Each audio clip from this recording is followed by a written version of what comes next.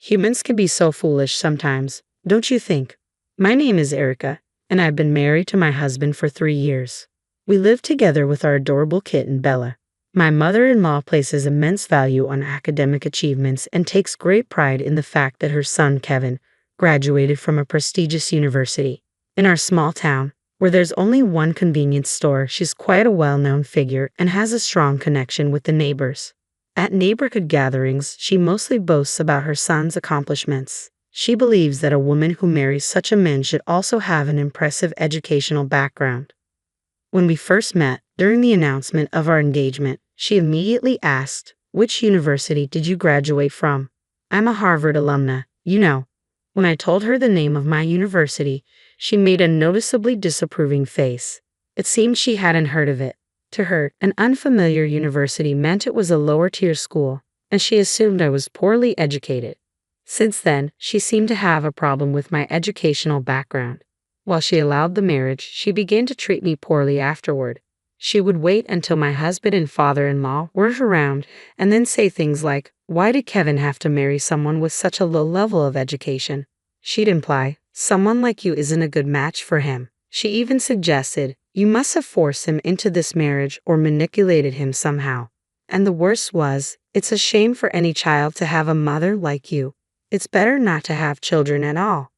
These were the kinds of things she would say every time we met. Fortunately, we weren't living together at the time, but she would still come over whenever she had free time just to criticize my education and then leave.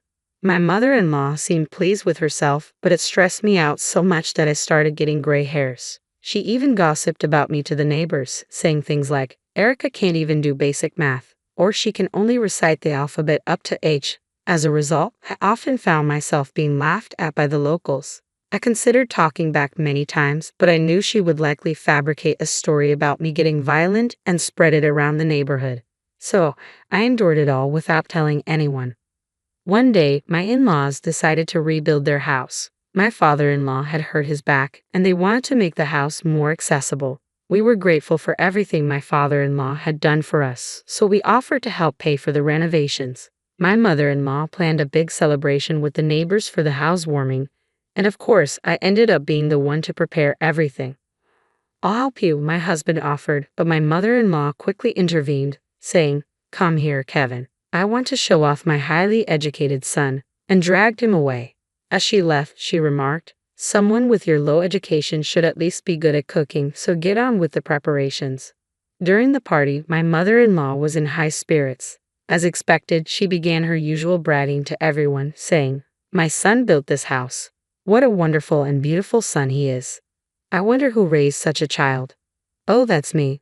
The older ladies in the neighborhood sounded envious, which only encouraged her. She continued, "And then there's his wife. She didn't contribute a penny but acts like she owns the place. She doesn't even want to give me grandchildren. The wicked woman." She then turned her usual disdainful gaze toward me and continued to insult me. Annoyed, I replied bluntly, "What's up?" "There she goes. That's the problem with uneducated wives," she shot back. "She hasn't had any kids yet, she's greedy for money, and she's probably eyeing our inheritance." She even accused me, "I bet she put something in today's meal. None of you should eat it," belittling the food I had prepared. Ironically, she was eating my cooking herself. Not that it mattered. Even if there were something in it, she'd probably survive just fine. She's resilient, to say the least. She whispered with a sneer, "Well, can't expect much from Erica's kids. They'll have those low education genes mixed in," making sure my husband and father-in-law couldn't hear her. She always harassed me without letting others catch on, which infuriated me. The ladies around us chimed in with laughter, agreeing with her. That's right.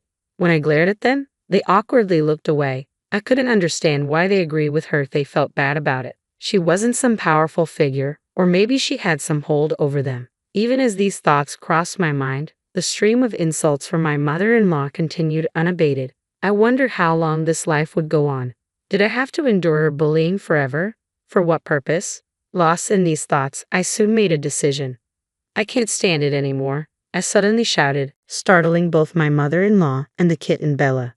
"Sorry for scaring you, Bella. I'll give you some treats later," I said to the kitten.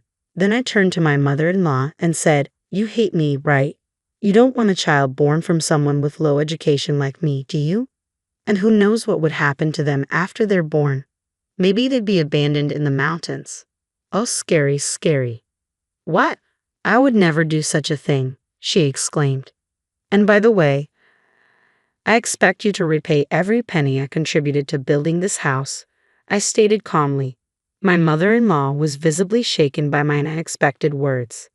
What nonsense are you talking about all of a sudden? She retorted, her voice echoing through the house. This commotion caught the attention of my husband and father-in-law, who quickly came over to see what was happening. The surrounding guests also looked on curiously, so I decided to seize the opportunity to fully confront my mother-in-law and expose her wrongdoings. What's all the yelling about? My husband asked, clearly alarmed.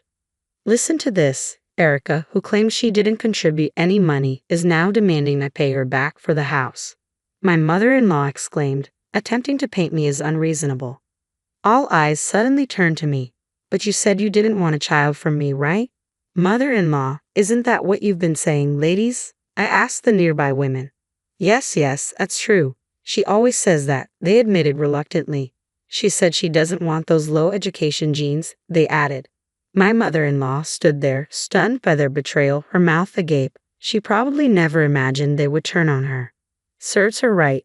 Why should I silently endure bullying from you? I'm not your punching bag for stress relief. I turned back to my mother-in-law, my voice seething with anger. My husband and father-in-law gasped in shock at the revelation. Have you been bullying Erica? Don't mess with me, my father-in-law demanded, his face flushing red with rage as he confronted her. Despite being unnerved by his rare outburst, my mother-in-law attempted to defend herself. But it's true, a child from low-educated Erica won't turn out well. Besides, she's just a housewife living off my son. I haven't said anything wrong, she shouted defiantly. However, as she noticed the cold, disapproving stares from both my husband and father-in-law, her face went pale. In front of them, she always portrayed herself as the perfect mother-in-law. Now, her thick-skinned demeanor, which was more resilient than her makeup, had been thoroughly stripped away. My husband sighed and turned to my mother-in-law with a cold expression. Mom, what are you talking about? Erica graduated from Harvard. She's far more educated than I am. The room fell into stunned silence. What do you mean? The university Erica mentioned before we got married was some obscure third-rate place, my mother-in-law exclaimed in panic. But the truth was, I did graduate from Harvard. The university she mistook for a third-rate institution was actually Cambridge University, an esteemed name recognized worldwide. After earning my degree, I continued my studies in the UK and completed my master's degree there, which is my highest qualification. When my mother-in-law inquired about my alma mater, I simply mentioned Cambridge without thinking much of it. I never anticipated that this misunderstanding would lead to such mistreatment. Given her Harvard background and high regard for education, she should have known that Cambridge is among the top 5 universities globally. Although the misunderstanding had escalated things, I had no intention of correcting it. I had lost any desire for a long-term relationship with such a mother-in-law. After all, a person's worth isn't defined by their educational background. My parents didn't attend college, but I hold them in the highest regard. I hadn't intended to discuss my education, but this was a perfect opportunity to address it. My actions had clearly upset my husband on my behalf. He said, "Listen, this house was funded in part by $100,000 from Erica's savings. Savings you, Mom, looked down upon. How could you insult her like that? And by the way, your college isn't Harvard. It's just a school near Harvard. That doesn't make you a Harvard graduate, Mother. Now's not the time for that discussion. We're talking about the money. There's no way a housewife like Erica could have accumulated that kind of money. Erica isn't just a housewife. In fact, she earns several times more than I do." "What did you say?" My mother-in-law's surprise was evident. "Yes, I make my living through stock trading, earning over $10,000 a month. I never mentioned this to my mother-in-law, so it's understandable that she might have assumed otherwise. Given her love for money almost as much as her reverence for education, if she knew, she'd likely demand luxury cars and the latest gadgets. That's why I asked my husband to keep it a secret. Since I'm usually at home when she calls or visits unexpectedly, she assumed I was just a housewife." My mother-in-law stood there, speechless and stunned by this revelation. To answer a question some of you might have, why did I contribute to the house's funds for someone I didn't like? Normally, one wouldn't want to give a single cent. The reason is straightforward. It was to avoid any arguments about living arrangements. By funding a comfortable and accessible home for her, I hoped she would be content and not bother us, especially after her minor injury. If she was comfortable in her own house, she'd likely visit ours less often. It was an expense I justified for my own peace of mind. Doesn't that make sense? Now, having fully recognized my mother-in-law as an adversary, I said firmly, I want the full $100,000 back. If you can't repay it, sell the land and house. If that's not feasible, borrow the money from a financial institution. That's outrageous. This house is ours now, and I have no intention of giving you a penny, my mother-in-law declared defiantly. Breaking his silence, my father-in-law shouted, How much longer do you plan to upset everyone around you? Look at the room. Nobody is on your side. My mother-in-law began to cry as my father-in-law berated her, but despite his pleas for her to apologize, she refused to humble herself, her pride too great. In the end, she left without offering an apology or even glancing my way. I'm so sorry, Erica. If I had been more attentive, this wouldn't have happened, my father-in-law said, deeply apologetic. There was no need for him to apologize. My mother-in-law only bullied me when he was unaware. Please lift your head. You've done nothing wrong. Please continue to treat me as your real daughter, I said, placing my hand on his shoulder. My father-in-law responded, Thank you, Erica. Leave her to me. I'll ensure she never bothers you again. And he went after my mother-in-law. The mood around us seemed to lighten as the situation settled. The neighborhood ladies, visibly relieved, apologized to me and promised to sever ties with my mother-in-law, which greatly lifted my spirits. A month later, my father-in-law announced that he was divorcing my mother-in-law. It turned out the issues went beyond that day's confrontation. My mother-in-law had been involved in an affair with a highly educated, middle-aged man. My father-in-law, suspecting something was wrong, had hired a private investigator to gather evidence discreetly. The divorce was swiftly finalized, and my mother-in-law was ordered to repay the $100,000 I had contributed for the house renovations as part of the alimony. Apparently, her lover financed this amount, and in return she was now working as a maid, my father-in-law reported with a look of disbelief. Now, both my father-in-law and I can live free from the troubles caused by my mother-in-law. I'm now 5 months pregnant, and my husband, father-in-law, and the neighborhood ladies are all deeply concerned about my health and have been incredibly supportive. In a way, I have to thank my mother-in-law for helping me gain such a supportive circle. Looking ahead, I'm excited about the future and look forward to a happy life with my soon-to-be-born child, my husband, father-in-law, and our cat, Bella. The heavy thud of my suitcase hitting the floor echoed through the hollow silence of our home. Marcus, kids, I'm back early. My words hung unanswered in the eerie stillness. Dread crept up my spine as I moved from the entryway into the living room. No squeals of delight from Lila, no thumping footsteps from Eli rushing to greet me. Just emptiness. A flicker of movement in the kitchen caught my eye. There was Marcus, hunched over the island counter, disheveled hair framing his face. He startled at my approach. Hey, you're home. His tone was flat, devoid of its usual warmth. I wrapped up the Seattle meetings early to surprise everyone. I studied his taut expression, my enthusiasm deflating. Is everything okay? Marcus avoided my gaze, fumbling with the scattered papers before him. Yeah, it's fine. A creak on the stairs made me turn. Eli stood frozen halfway down, eyes widening at the sight of me. His faltering smile felt like a punch to the gut. Mom? What are you doing here? I came home a day early, honey. I opened my arms, beckoning him into an embrace, but he stayed rooted to the step, hands shoved deep into his pockets. Eli, what's going on? Nothing. I gotta go.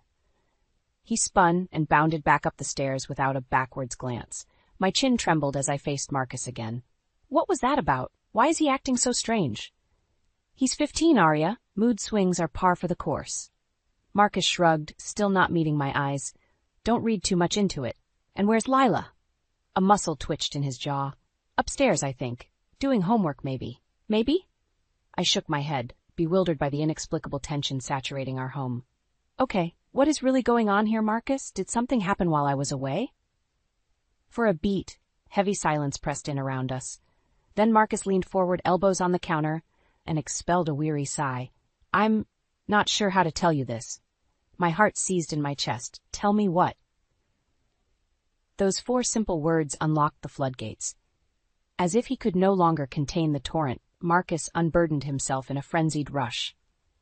Illegal financial dealings at his tech startup to cover operational costs, a lawsuit from embittered investors, threats from some shadowy corporation about a past mistake that could ruin everything he'd built.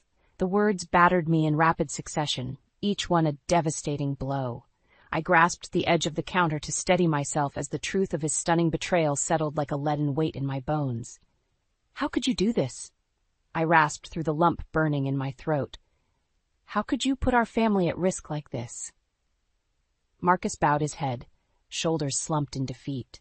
"I never meant for it to go this far. You have to believe me, Arya. I did it for us." A hollow rasp of laughter escaped my lips. "For us? Are you kidding me right now?" Twin trails of moisture streaked my cheeks. In that moment, I realized with sickening certainty that nothing would be the same. The husband I thought I knew was a mirage, an elaborate facade cloaking inconceivable deceptions. This was only the fracture line. The real shattering was yet to come. The days after Marcus's shattering confession blurred together in a haze of disbelief and anger. He remained holed up in the guest bedroom, emerging only to make feeble attempts at explaining his betrayal with flimsy excuses I didn't buy. It started out small, just cooking the books a little to keep investors happy while we worked out some product issues, he mumbled over one tense dinner, eyes downcast. But then it snowballed from there. "Save it," I spat, slamming my fork down with a clatter. "I don't want to hear any more lies." Eli flinched at my outburst while Lila shrank further into herself, her plate untouched. My heart ached for the pain and confusion they must be feeling, their family unit crumbling around them. Sleep eluded me, my mind whirring with the enormity of Marcus's misdeeds. In the dead of night, I tiptoed to his makeshift bedroom. The squeaky door hinge was all the warning he had before I barged in and hurled his phone at him. "What the hell is this?" I stabbed an accusing finger at the latest series of texts from an unknown number demanding payment by week's end. "More evidence of your deceptions?" Marcus gaped at me, rubbing the spot on his forehead where the phone struck. "Arya, please, let me explain." "No more explanations," I roared, startling him. "I want the truth, Marcus. Who are these people? What did you get us mixed up in?" For an endless, suffocating moment, he stared back at me with those familiar hazel eyes I'd once found so warm and comforting. Now they reflected only shame and regret. "They invested in my startup early on," he began in a toneless monotone. "But when things went south with the product launch, I may have misled them about our financial prospects." My hands balled into white-knuckled fists. "You lied to your investors? To fund this failing business?" A muscle ticked in his jaw. "It was more than that. I got tangled up with some people you don't want to cross. Dangerous people only interested in profits, not products." The air left my lungs in a feeble rush. "A gang? Marcus, tell me you didn't borrow money from a criminal syndicate." His gaze slid away, jaw clenching in agonizing silence. The ugly truth washed over me in thick, inky waves. "You, idiot." My voice dripped with venom, fists quivering at my sides as hot tears blurred my vision. How could this brilliant man, this loving father I thought I knew, be so recklessly stupid? "I did it for us," he tried again, desperation creeping in. "For our family, our future. I thought if I could just get the business off the ground." "Our future?" I shook with disbelieving rage. "You put our children's lives at risk chasing some pipe dream, all for your own ego. What future is there for us now that you've dragged us into this crime world?" Marcus's face crumpled, but my fury allowed no room for his self-pity. I whirled on my heel and stormed out, the implications of his actions still reverberating through my core. My husband was a criminal who endangered our family with his greed. As my fists clenched, a kernel of white-hot retribution took root. Marcus would pay for this, no matter what it took. The facade was crumbling all around us. I noticed the signs everywhere, furtive whispers from Marcus's end of our once comfortable couch, urgent texts lighting up his phone at all hours, the perpetual crease between his furrowed brows. He thought he could keep up pretenses, assuring me through tense smiles that he had everything under control, but his shaky lies only fueled the bonfire of rage flickering within me. One night, after the kids went to bed, I stormed into the dimly lit living room where Marcus sat hunched on the sofa, computer open on the coffee table. "We need to talk," I stated flatly, arms folded across my chest. He startled, snapping the laptop closed. "Arya, hey, what's up?" "Don't hey me." I narrowed my eyes. "What are you hiding over there? More financial crimes to add to your rap sheet." Marcus swallowed hard. "I'm not hiding anything. Just looking over some files for a potential deal, that's all." "A deal?" My tone dripped with derision. "With who, your loan shark buddies?" His complexion paled, but I pressed on, leaning in close with blistering intensity. "Tell me the truth for once in your miserable life, Marcus. What kind of shit have you gotten us involved in this time?"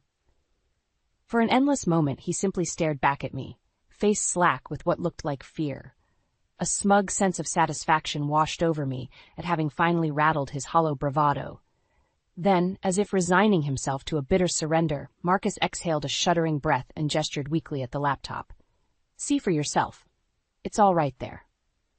With trembling hands, I lifted the computer's lid, squinting at the parade of figures, spreadsheets, and encryptions filling the screen. At first, it was indecipherable, just garbled numbers and nonsensical codes. But then, a pattern began to emerge. Strings of digits corresponding to offshore accounts at shady banks, redacted names suggesting powerful people tied to unsavory organizations, hundreds of thousands, no, millions, siphoned away into those shadowy accounts. The full, damning picture solidified with ruthless clarity. Marcus had embezzled funds from his failing startup to keep creditors at bay, all while leveraging investments from criminals to keep his Ponzi scheme afloat. He'd constructed an intricate web of fraud, lies, and illegal transactions that went far deeper than I'd ever imagined. I snapped the laptop closed, pulses of white-hot rage thrumming through my body.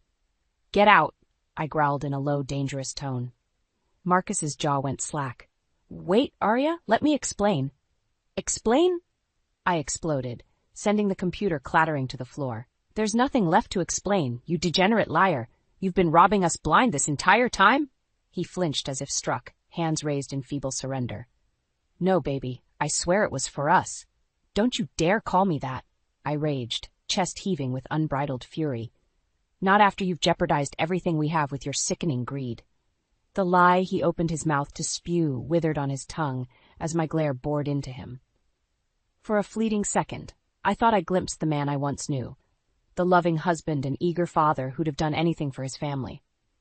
But it was quickly drowned out by the torrent of disgust and loathing I felt for this husk of a human who sacrificed everything for his ego. "Get out," I hissed again, jabbing a shaking finger at the door. "Before I take from you the only thing you seem to care about, your money." Marcus stared, mouth agape. Then, with a defeated slump of his shoulders, he rose and skulked from the room like a whipped dog. As the front door clicked shut behind him, a savage sense of triumph washed over me. I had him. The scales were finally tipping in my favor. The incessant buzzing of my phone dragged me from a restless slumber. Bleary-eyed, I squinted at the screen. It was the head of security from Eli's high school. Dread seeped into my bones as I answered with a hoarse, "Hello." And that's when my world detonated into a million scorching shards. Eli had been caught with a backpack laden with drugs, paraphernalia, even a handgun. He was being questioned by the police as we spoke. White noise roared in my ears as the security chief's voice faded to an incomprehensible drone. I shot upright in bed, fatigue instantly replaced by electrified panic. "No. Oh God, Eli, how could he?" I stammered, visions of my sweet boy in handcuffs flooding my mind. This had Marcus's stinking fingerprints all over it. Jaw clenched, I leapt from the sheets and tore through the house, bellowing my son's name in increasing hysteria. Empty bedroom, empty bathroom. I barreled into the kitchen just as Marcus emerged, hair mussed and eyes bleary. One look at the crazed expression twisting my face and his own dissolved into terror. "What did you do?" I snarled, grabbing him by the collar and slamming his back against the wall. "What did you drag our son into, you miserable bastard?" Marcus's hands pawed weakly at my grip, eyes bulging. Arya, I don't know what you're talking about." "Like hell you don't." I gave him a vicious shake, tendons straining against my neck. "The school just called. Eli's been arrested, with enough drugs and weapons to take down a small country." The color drained from his face in an instant. "What? No, oh God. No. This is your fault," I screeched, spittle flying as I shoved him harder into the drywall. Your insane greed and criminal life have put our child in danger. I never wanted this, he protested feebly, struggling against my grip. You have to believe me, baby. I did everything to keep the kids safe. The pet name was like a match to gasoline. With a guttural roar, I released one hand and let it arc in a blistering slap across his face. Marcus yelped, crumpling sideways as my fingers relinquished their death grip on his shirt. Don't you dare call me that! Not after what you've done! I loomed over his cowering form, fists quaking as molten hatred coursed through me. You're not the man I married. You're just scum, and now our Eli is suffering because of it. Mom? The tiny voice sucked the air from the room in an instant. Lila stood frozen in the entryway, eyes round with fright as she took in the chaotic scene before her. Everything okay? My heart plummeted into my gut as I stared into her terrified, innocent gaze. I'd been so consumed by rage at Marcus's betrayal that I failed to protect the person that mattered most. Throat burning, I dropped to one knee and held my arms open to her. Come here, sweetie. She hesitated only briefly before launching herself into my embrace. I clutched her quivering body tightly, gently stroking her hair as fury zinged through my veins anew. Everything's going to be okay, I murmured with a protective fierceness. Mommy's going to make it all okay. Over Lila's shoulder, I met Marcus's mortified gaze with a look of pure, unbridled contempt. In that moment, any lingering love or loyalty withered on the pyre. This was his fault. His idiocy and toxic greed jeopardized the people I cared most about. As I rocked my daughter, drinking in her familiar scent, a clarity washed over me more purifying than any baptism. Marcus had to pay, no matter what depravity it took to make him atone. Even if I had to sacrifice what tattered shreds of my soul remained, he would not escape unscathed. Not this time. In the aftermath of Eli's arrest, our home became a pressure cooker of tension and recrimination. Lila withdrew further into herself, haunted eyes flinching at every raised voice. And Marcus, that sniveling coward, couldn't even meet my gaze, much less offer an explanation. But I didn't need his pathetic excuses anymore. I had the truth, a cancerous truth that spread further the more I indulged my relentless investigation. Late nights on the home computer became my ritual, endlessly scrolling through the shadowy depths of Marcus's deceit, bank statements, encrypted files, correspondence with his criminal benefactors. I consumed it all with a ravenous hunger. Each new depravity solidified my resolve like a slab of concrete over my heart. How could this man, this hollow husk I'd once loved, jeopardize our lives so recklessly? The answer was as brutal as it was simple: greed and ego. Two fetid character flaws that poisoned his very soul until there was nothing left but a festering wound. And now those around him were feeling the necrotic spread of his selfish ambition. Enough was enough. It was time to operate.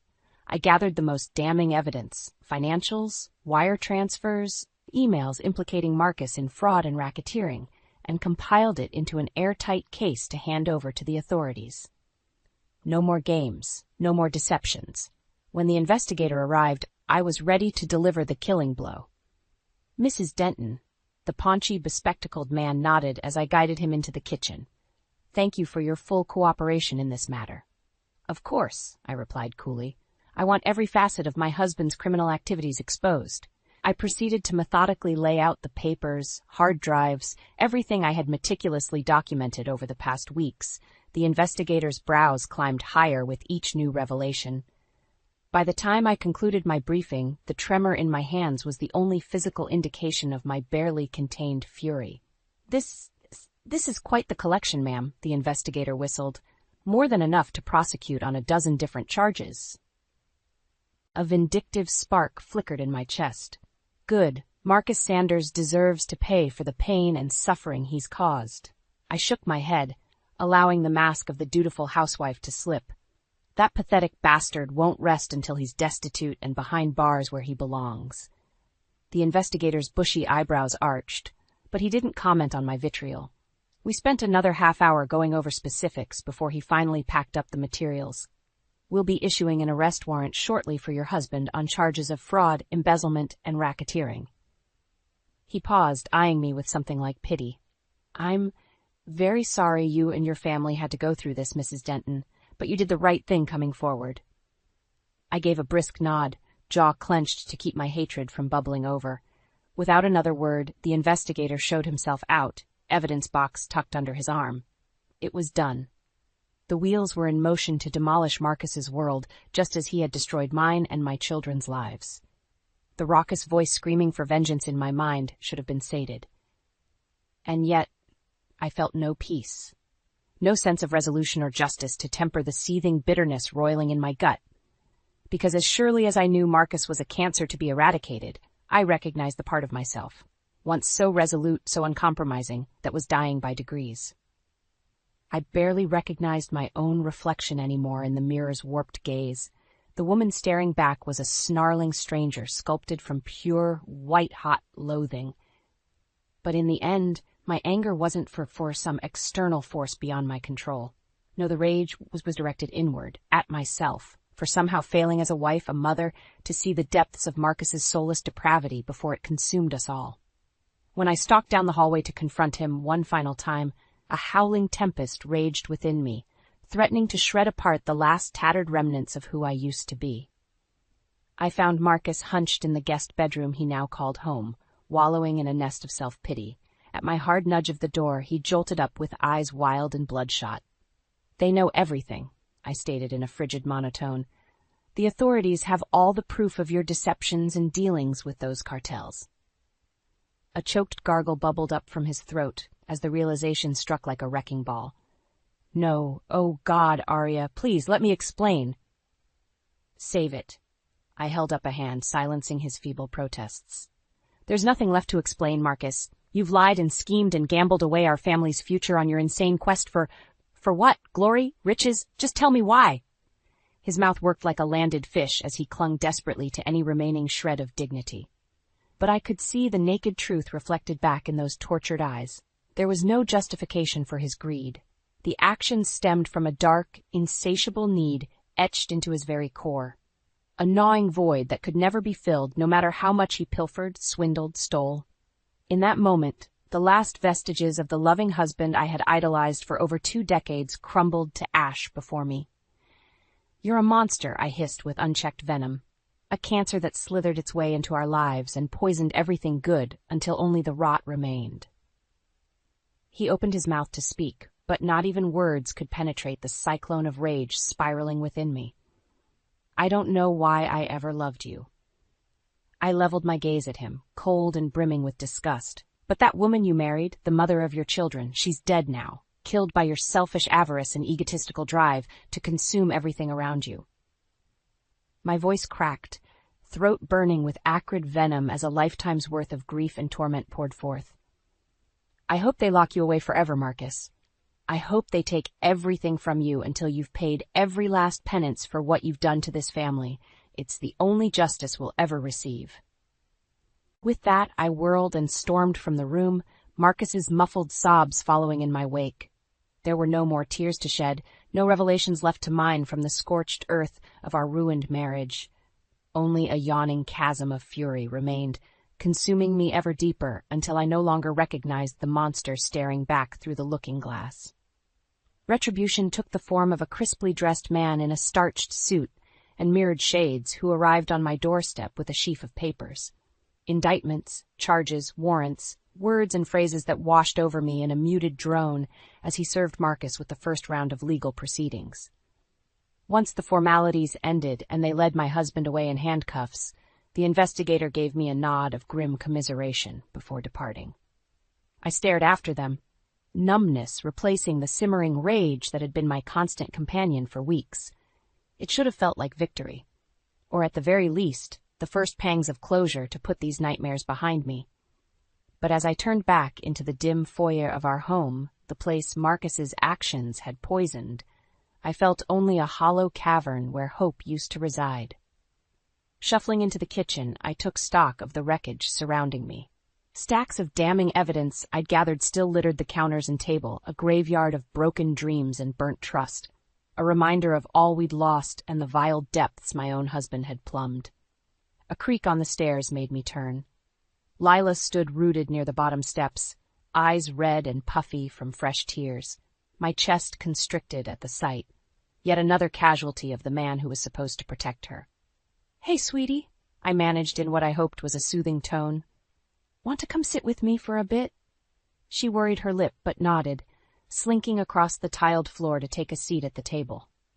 I pulled out the chair beside her and settled a hand on her tiny back, drawing her into my side. We sat in leaden silence for countless moments, her faint sniffles the only sound piercing the suffocating vacuum in the room. The mountain of documents and computer files bearing witness to our undoing loomed before us. Unable to meet that grim mockery any longer, I shifted to face Lila, brushing lank hair from her forehead. "It's going to be okay, honey. I promise," I murmured, more for my own reassurance than hers. "Daddy, he's going to go away, but we're going to be all right." Eyes brimming anew, she searched my visage with a heartbreaking innocence. "Why did he do those bad things, Mommy?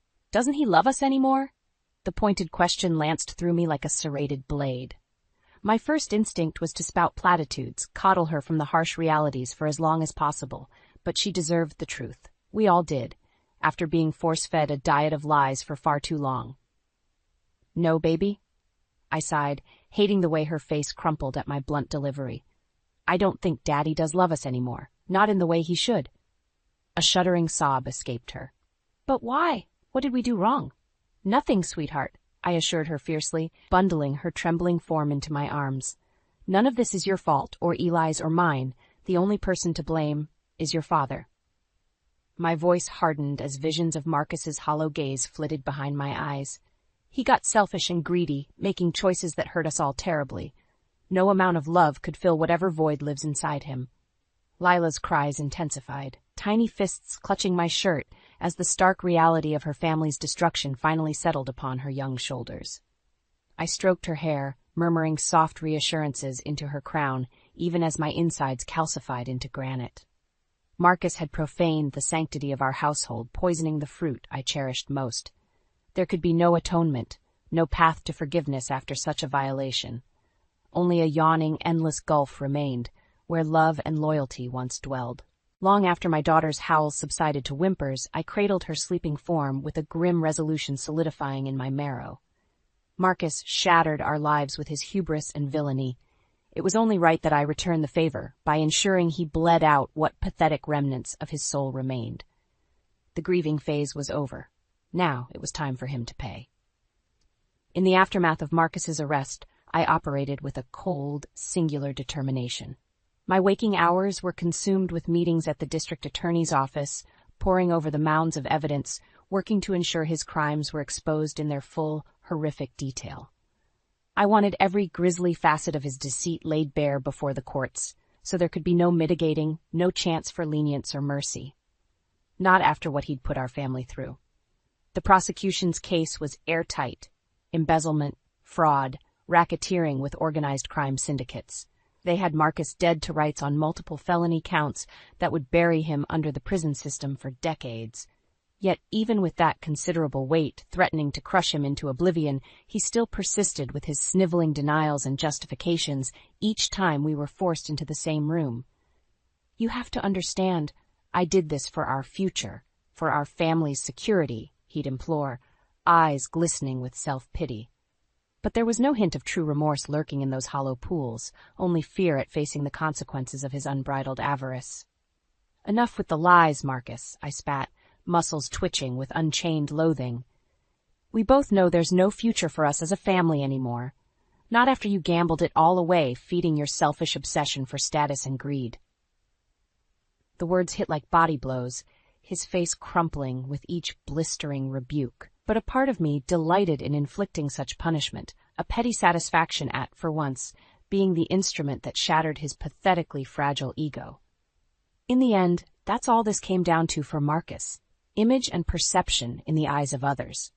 He'd do anything, sacrifice anything, to protect the mythology he'd so carefully constructed around his persecuted genius, even if it meant betraying the very loved ones who once supported that dream without question. The look in Lila's eyes when she asked why her father didn't love them anymore, that desolate, haunted gaze, would forever be seared into my psyche. Those are the moments that kept me resilient and uncompromising through the arduous crucible of litigation as Marcus's defense team tried every despicable tactic to mitigate their client's clear guilt. Their shrill cries about prosecutorial overreach and extenuating circumstances rang hollow in my ears. I was there in the courtroom, day after agonizing day, steeling my soul against every infuriating delay and objection. I wanted justice for my family and the innocents his actions had harmed. No. I demanded it, with every fiber of my being, and after what felt like an eternity of grandstanding and cross-examinations, the jury returned with their verdict. Guilty. On every single count. The courtroom exploded in a clamor of shouts and flashing cameras as the judge accepted the jury's decision, but I sat in numb, suspended disbelief. We'd won, but it didn't bring any sense of elation or relief. Not yet. The hammer finally fell at sentencing. Marcus, slumped in his chair and ghost-pale, could only blink back tears of impotent shock as the judge handed down his punishment, 30 years in federal prison with no possibility of parole. The second those words reverberated through that courtroom, I felt an anvil unclasped from where it had been chaining my very soul. Breath escaped me in a feeble rush as the tension of endless months, coiled like a spring, finally released its pent-up lashings. Beside me, Eli and Lila clung to me, their own tears of long-awaited catharsis flowing freely. Marcus caught my eye as the bailiffs moved in to escort him from the proceedings. Time suspended in that fleeting instant, his desolate gaze conveying the first flickers of understanding, as if he finally recognized, truly saw, the haunting void left in the wake of his ruinous crusade. I held that stare, letting every shard of hurt and anguish he'd inflicted on me and my children bore into him one last time. This was the death knell of his hubris, the tombstone etched with his legacy, a life and family callously discarded for the hollow idol of fame and fortune. Let him carry the weight of that indelible truth into his cage, I thought with grim finality. It's the only penance befitting such reprehensible sins. No words passed between us in that stretching eternity of silence. None were needed as the depth of his downfall echoed in our harrowed, shared stare. Then the moment was broken. Marcus jerked roughly from view as the officers dragged him from the chamber amid a cacophony of camera shutters and rallying cries. I watched him go without the faintest pang of remorse or sentiment, my insides hollow from the endless string of betrayals that brought us to this funeral pyre. Only a distant sense of resolution, I supposed, bloomed hot and visceral in my core. A war had been won this day, but at what cost to the shredded remnants that remained of our family? In the weeks after sentencing, our shattered lives began to meticulously reconstruct. There were still debris fields to navigate, emotional minefields waiting to detonate at every turn. But each day that passed marked another footfall into the reclamation of hope. It didn't happen overnight, or even in tiny incremental steps, more like a series of disjointed lurches from yet another pitfall of despair, only to be jolted upright by a brief flash of clarity, the realization that this nightmare was, at last, in the rearview mirror. The enormity of Marcus's betrayal would always haunt us in the darkened chambers of our psyches.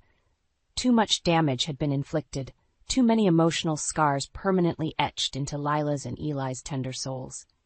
Only time and perseverance could begin to temper those traumas into something manageable. But what gave me grim solace through those flickering stretches of uncertainty was a simple truth. I survived. We survived Marcus's vile selfishness, relatively intact, even if the legacy of a broken home followed like a specter in our wake. It also helped to confront the monster, to see his influence wither and decay as the courtroom cameras captured his reputation, obliterated beyond salvation. Public opinion skewered him as the full lurid details of his misdeeds slithered into the light of day. Within days, Marcus Sanders's name became a disgraceful punching bag, a byword for avaricious self-destruction. Investors fled, the board ousted his remaining lackeys, and began conducting a thorough accounting audit of the entire startup, cooperating fully with investigators to mitigate their own culpability. At the same time the firestorm consumed Marcus, I felt a sense of peace beginning to envelop our household once more. The hard lines softened around Lila's mouth. Eli's posture grew less hunched, as though an immense weight had lifted. And I no longer awoke with that yawning, gnawing pit of dread festering in my core. Don't get me wrong, we still had a staggering amount of rebuilding and healing to undergo. Marcus's selfish crusade exacted a heavy toll, one that would leave permanent scars even as we pieced ourselves back together. Therapy and counseling would be paramount, giving each of us the tools needed to process and move beyond this traumatic saga. But now, as the first shafts of sunrise peeked through the curtains with the promise of renewal, I could breathe freely again. With every inhale, I allowed that sweet oxygen to buoy my spirit, lifting away particles of the ash that had nearly entombed me. A new world was dawning before us, decoupled from the specter of Marcus's treachery. It wouldn't be perfect, and the road lay fraught with untold obstacles, but at least we would be walking that path free of the shackles that had bound and abused us for far too long. I turned toward the soft murmurs from the kitchen where Lila's laughter intermittently bubbled up, mingling with Eli's dry chuckles. The sound of my children's restored joy rang sweeter than any melody as I padded down the hall toward their harmony. Marcus may have callously discarded his family for his pathetic, materialistic gains, but in that choice, his ultimate renunciation of the people who once cherished him above all others, he lost everything. Meanwhile, I had somehow salvaged the remnants of mine from the scorched earth he left behind. And as I moved toward the future, leading those I loved most into a new dawn, away from the shadow of his villainy, I allowed myself a small, tentative smile. We were battered, but still intact and beating with a fervent will to persevere. This next chapter would be a battle, but one well worth waging to leave the anguish and betrayal behind. For the first time in ages, my weary soul could finally look upon the horizon and glimpse the first faint flickers of hope. "Nadia, we need to talk." Kyle's somber tone instantly put me on edge. His usual confident demeanor was replaced by a nervous energy I'd never seen before. My stomach churned as I watched him pace back and forth in our living room, avoiding eye contact. "What's going on, Kyle?" I asked, my voice trembling slightly. "You're scaring me." He finally stopped pacing and faced me, his eyes filled with a mixture of guilt and determination. "I've been seeing someone else. Her name is Trina, and she's 27. The words hit me like a ton of bricks. I felt like I couldn't breathe, like the room was spinning around me. "What?" I managed to choke out, tears already welling up in my eyes. "I'm sorry, Nadia. I never meant for this to happen, but I can't deny my feelings for her any longer. I want a divorce so I can be with Trina." Anger and betrayal coursed through my veins. How could he do this to me? To our marriage? I wanted to scream, to lash out at him, but I knew I had to keep my composure. I couldn't let him see how much he had shattered me. "How long has this been going on?" I asked, my voice eerily calm. Kyle shifted uncomfortably. "A few months. I'm sorry. I know I should have told you sooner, but I didn't want to hurt you." A humorless laugh escaped my lips. "Well, you've certainly done a great job of that." I stood up, my legs shaking beneath me. "If you want a divorce, then fine, but don't expect me to make this easy for you." "Nadia, please, I never meant to hurt you. I can't help how I feel." I held up a hand to silence him. "Save it, Kyle. I don't want to hear your excuses. You made your choice, and now you have to live with the consequences." I walked out of the room, my heart breaking with every step. I made it to our bedroom before I collapsed onto the bed, sobs racking my body. How could he throw away everything we had built together? How could he choose some young mistress over me, his wife of 8 years? As I lay there, crying until I had no tears left, a new emotion began to take hold. Rage. I wasn't going to let Kyle and his mistress get away with this. I was going to make them pay for what they had done to me. I sat up, wiping away the last of my tears. I had a lot of work to do if I was going to get my revenge. But first, I needed to find out everything I could about this Trina. I reached for my phone and dialed the number of a private investigator I had used in the past for work. "Hello, this is Nadia. I need you to dig up everything you can on a woman named Trina. I don't have a last name, but she's 27 years old and she's sleeping with my husband. I want to know everything about her, no matter how small or insignificant it may seem." As I hung up the phone, a small smile played on my lips. Kyle and Trina had no idea what was coming for them. They may have shattered my illusion of a perfect marriage, but they had also awakened a vengeful resolve within me. And I wasn't going to stop until I had made them both pay for their betrayal. It had been a week since Kyle's bombshell confession, and I was still reeling from the betrayal. but I refused to let myself wallow in self-pity any longer. I had a plan, and I was determined to see it through. The private investigator I had hired, Mike, had been working tirelessly to uncover everything he could about Trina, and today he had finally come through with some juicy information. "Nadia, you're not going to believe this," Mike said as he sat across from me in a small coffee shop. "Trina is engaged to her long-term boyfriend, Derek." I nearly choked on my coffee. "What, are you sure?" Mike nodded, sliding a folder across the table to me. "Positive. They've been together for 5 years, and they're set to get married next spring." I flipped through the pages, my eyes widening with each new piece of information. Not only was Trina engaged, but she had also been lying to Derek about her whereabouts and activities. It was clear that she was playing both him and Kyle, using them for her own selfish gain. A slow smile spread across my face as I realized the implications of this information. Kyle thought he was leaving me for his true love, but in reality, he was just another pawn in Trina's twisted game. "This is perfect," I said, closing the folder with a snap. "Kyle has no idea what he's gotten himself into." Mike leaned back in his chair, studying me carefully. "What are you going to do with this information, Nadia?" I took a sip of my coffee, my mind already racing with possibilities. "I'm going to bide my time. Let Kyle think he's free to be with Trina while I gather more evidence. And then, when the time is right, I'm going to expose her for the lying, manipulative bitch she really is." Mike nodded, a glint of admiration in his eyes. "You're a force to be reckoned with, Nadia. Remind me never to get on your bad side." I laughed, feeling a sense of power and control that I hadn't felt in a long time. "Trust me, Mike, you don't want to see what happens when someone crosses me." Over the next few weeks, I threw myself into my work, using it as a distraction from the pain of Kyle's betrayal. I played the role of the dutiful wife, agreeing to Kyle's demands for a divorce and pretending to be devastated by the loss of our marriage. But behind closed doors, I was a woman on a mission. I continued to gather evidence against Trina, piecing together a damning case that would expose her true nature to the world. I knew I had to be patient, to wait for the perfect moment to strike. But as the days turned into weeks, I could feel my resolve growing stronger with each passing moment. Kyle thought he had won, that he had escaped our marriage unscathed. But he had no idea what was coming for him. He had unleashed a vengeful side of me that he never knew existed, and now he was going to pay the price for his betrayal. As I sat in my office, staring at the growing pile of evidence against Trina, I couldn't help but smile. She may have thought she was untouchable, but she had no idea who she was dealing with.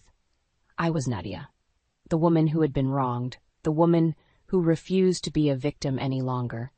And I was going to make sure that Trina and Kyle both paid for what they had done to me, no matter what it took. The day had finally come. Kyle and I were standing in front of a judge, ready to finalize our divorce. I had played my role perfectly, pretending to be the heartbroken wife who was reluctantly agreeing to end our marriage. But inside, I was seething with anger and anticipation.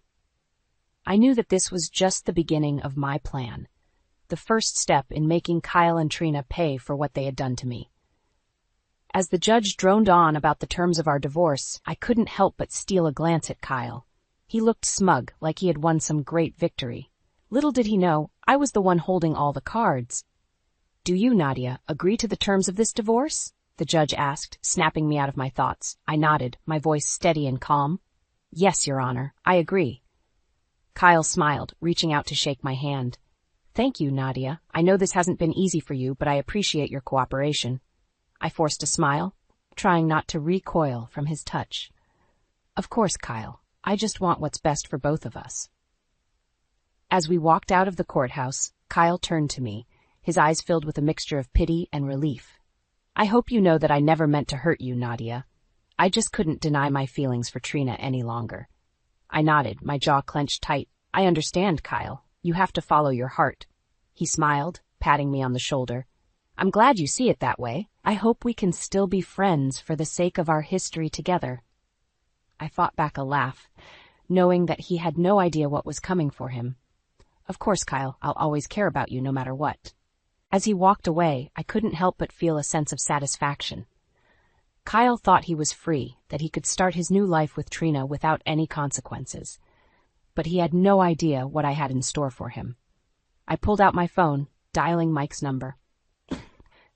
"It's done," I said when he answered. "The divorce is finalized. It's time to move forward with the next phase of the plan." Mike chuckled on the other end of the line. "I've got to hand it to you, Nydia. You're a master at playing the long game. Kyle and Trina won't know what hit them." I smiled, feeling a sense of power and control that I had never experienced before. "They messed with the wrong woman, Mike, and now they're going to pay the price." As I hung up the phone, I couldn't help but reflect on how much my life had changed in such a short amount of time. Just a few months ago, I had been a happily married woman, content in my life and my love for Kyle. But now, I was a woman on a mission, driven by a thirst for revenge that consumed my every waking moment. I knew that some people might see me as crazy, as a woman scorned who had lost her mind. But I didn't care what anyone else thought. I knew that I was doing what I had to do, what was necessary to make things right. Kyle and Trina had destroyed my life, had taken everything that I held dear, and now I was going to make sure that they suffered the same fate. As I walked out of the courthouse, I couldn't help but smile. The pieces were falling into place, and soon, very soon, Kyle and Trina would know the true meaning of karma.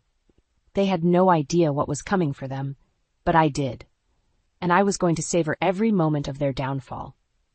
I sat in my car, parked across the street from a quaint little cafe. Mike had called me earlier, saying he had uncovered some damning evidence against Trina that I needed to see for myself. As I watched the cafe entrance, I couldn't help but feel a sense of anticipation. This was the moment I had been waiting for, the chance to finally expose Trina for the lying, manipulative bitch she really was. Suddenly I saw her.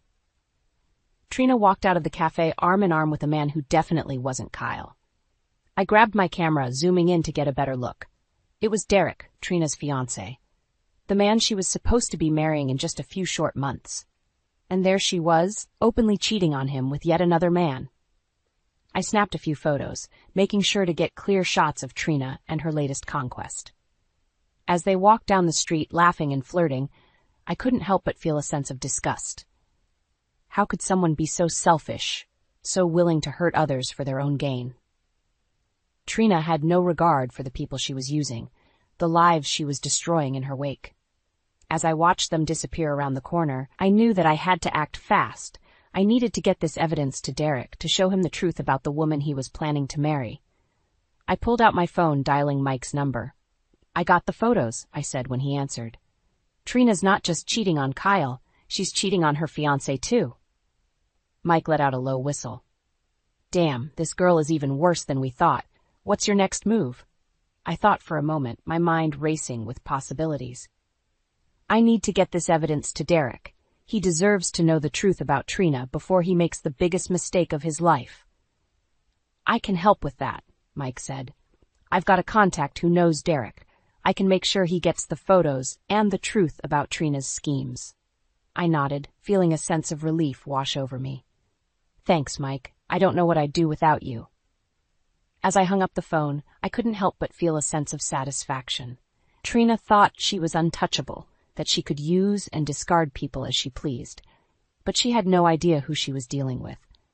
I was Nadia, the woman who refused to be a victim any longer, and I was going to make sure that Trina paid for every lie, every betrayal, every heart she had broken along the way. I started the car, pulling out into traffic with a sense of purpose. I had work to do, evidence to gather, and a plan to put into motion. Trina may have thought she was in control, but she was about to learn the hard way that actions have consequences. And I was going to be the one to teach her that lesson, once and for all. As I drove through the city streets, I couldn't help but smile. Trina's web of lies was about to come crashing down around her, and I was going to be the one to light the match. She had no idea what was coming for her, but I did. And I was going to savor every moment of her downfall, every second of her humiliation. Trina had messed with the wrong woman, and now she was going to pay the price. And I was going to make sure that price was steep, no matter what it took. It had been a month since my divorce from Kyle was finalized, and I had been carefully laying the groundwork for my revenge. I had let Kyle believe that he was free to be with Trina, that I had accepted our marriage was over and moved on with my life. But behind the scenes, I was putting all the pieces in place to bring Trina's house of cards crashing down around her. And today, I was going to set the final stage of my plan into motion. I walked into the upscale restaurant where Kyle and Trina were having lunch, my head held high and a smile plastered on my face. As I approached their table, I could see the surprise and unease in their eyes. "Nadia, what are you doing here?" Kyle asked, his voice tight with tension. I smiled, sliding into the empty chair at their table. "I just wanted to congratulate you both on your new relationship. I know how happy you must be together." Trina narrowed her eyes, clearly suspicious of my motives. "That's very kind of you, Nadia, but I think it's best if we keep our distance, given the circumstances." I nodded, my smile never wavering. "Of course I understand, but I just wanted to let you know that I bear no ill will towards either of you. In fact, I wish you all the happiness in the world." Kyle and Trina exchanged a glance, clearly unsure of how to respond. I could see the unease growing in Trina's eyes, the sense that something wasn't quite right. "Well, thank you for your kind words, Nadia," Kyle said, his voice strained. "If you'll excuse us, we have some things to discuss." I nodded, standing up from the table. "Of course, I won't keep you any longer, but before I go, I just wanted to give you a little gift, Trina. Consider it a token of my appreciation for making Kyle so happy." I reached into my purse, pulling out a small envelope and handing it to Trina. She took it hesitantly, her eyes narrowing as she opened it and pulled out the contents. Inside were the photos of Trina with her other men, the evidence of her lies and betrayals. I watched as the color drained from her face, as the realization of what I had done sank in. "What the hell is this?"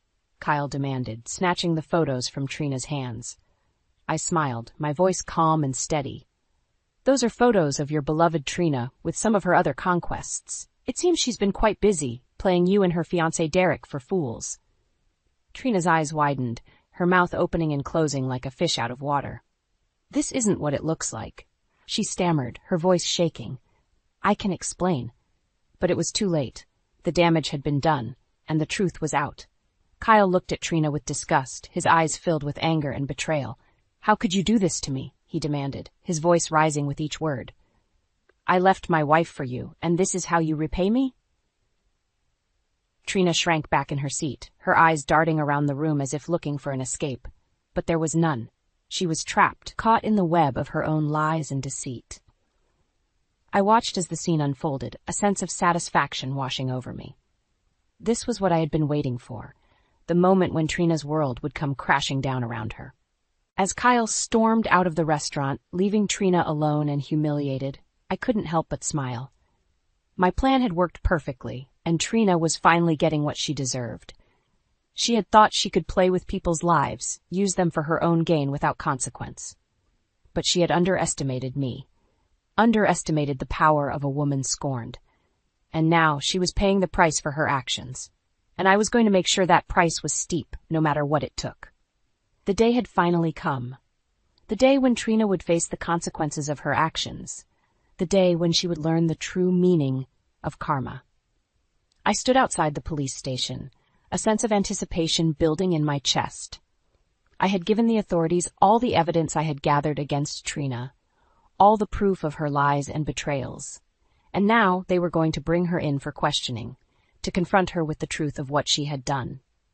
As I watched the officers lead Trina out of the station in handcuffs, I couldn't help but feel a sense of satisfaction. She looked defeated, her once perfect facade crumbling under the weight of her own deceit. "Nadia, what the hell is going on?" Kyle demanded, rushing over to me with a look of confusion and anger on his face. I turned to him, my voice calm and steady. "What's going on is that your precious Trina is finally getting what she deserves. She's been lying to you, to Derek, to everyone, and now she's going to pay the price for her actions." Kyle shook his head, his eyes wide with disbelief. "This can't be happening. There must be some mistake." I laughed, a harsh sound that echoed through the air. "There's no mistake, Kyle. Trina has been playing you for a fool, using you for your money and your status. She never loved you, never cared about you. You were just another pawn in her game." As the realization sank in, I could see the pain and betrayal in Kyle's eyes. He had thrown away our marriage, our life together, for a woman who had never truly cared for him. "I'm sorry, Nadia," he said, his voice barely above a whisper. "I never meant to hurt you. I thought Trina was the real deal, that she loved me." I shook my head, feeling a twinge of pity for the man who had once been my husband. "She didn't love you, Kyle. She doesn't know how to love anyone but herself. And now she's going to learn the hard way that actions have consequences." Just then I saw Derek approaching, his face a mask of anger and betrayal. He had received the evidence I had sent him, the proof of Trina's infidelity and lies. "How could you do this to me, Trina?" he demanded, his voice shaking with rage. "I loved you, I trusted you, and all this time you were just using me."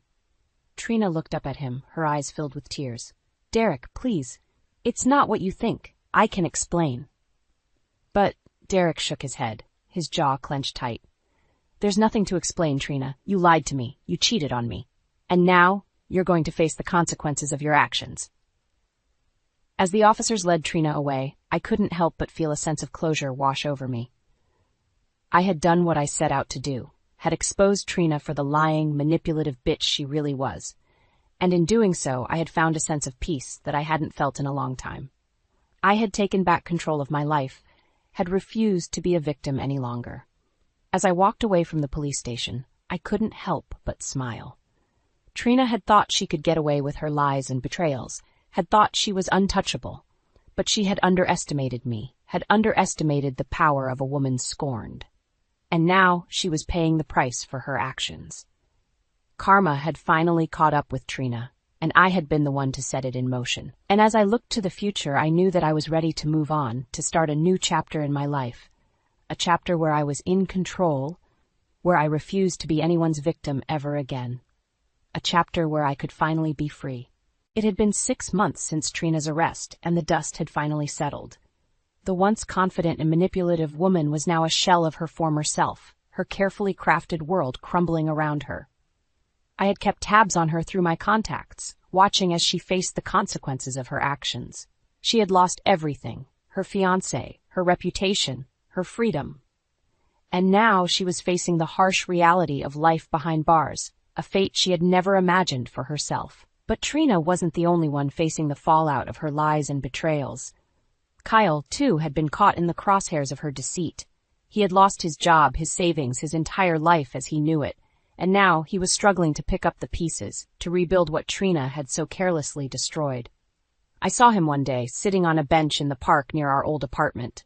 He looked defeated, his once proud shoulders slumped in despair. "Kyle," I said, approaching him cautiously, "how are you holding up?" He looked up at me, his eyes filled with pain and regret. "Nadia, I'm so sorry for what I did to you.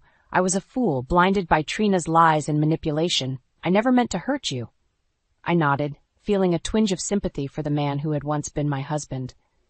"I know, Kyle, but you made your choices, and now you have to live with the consequences." He sighed, running a hand through his hair.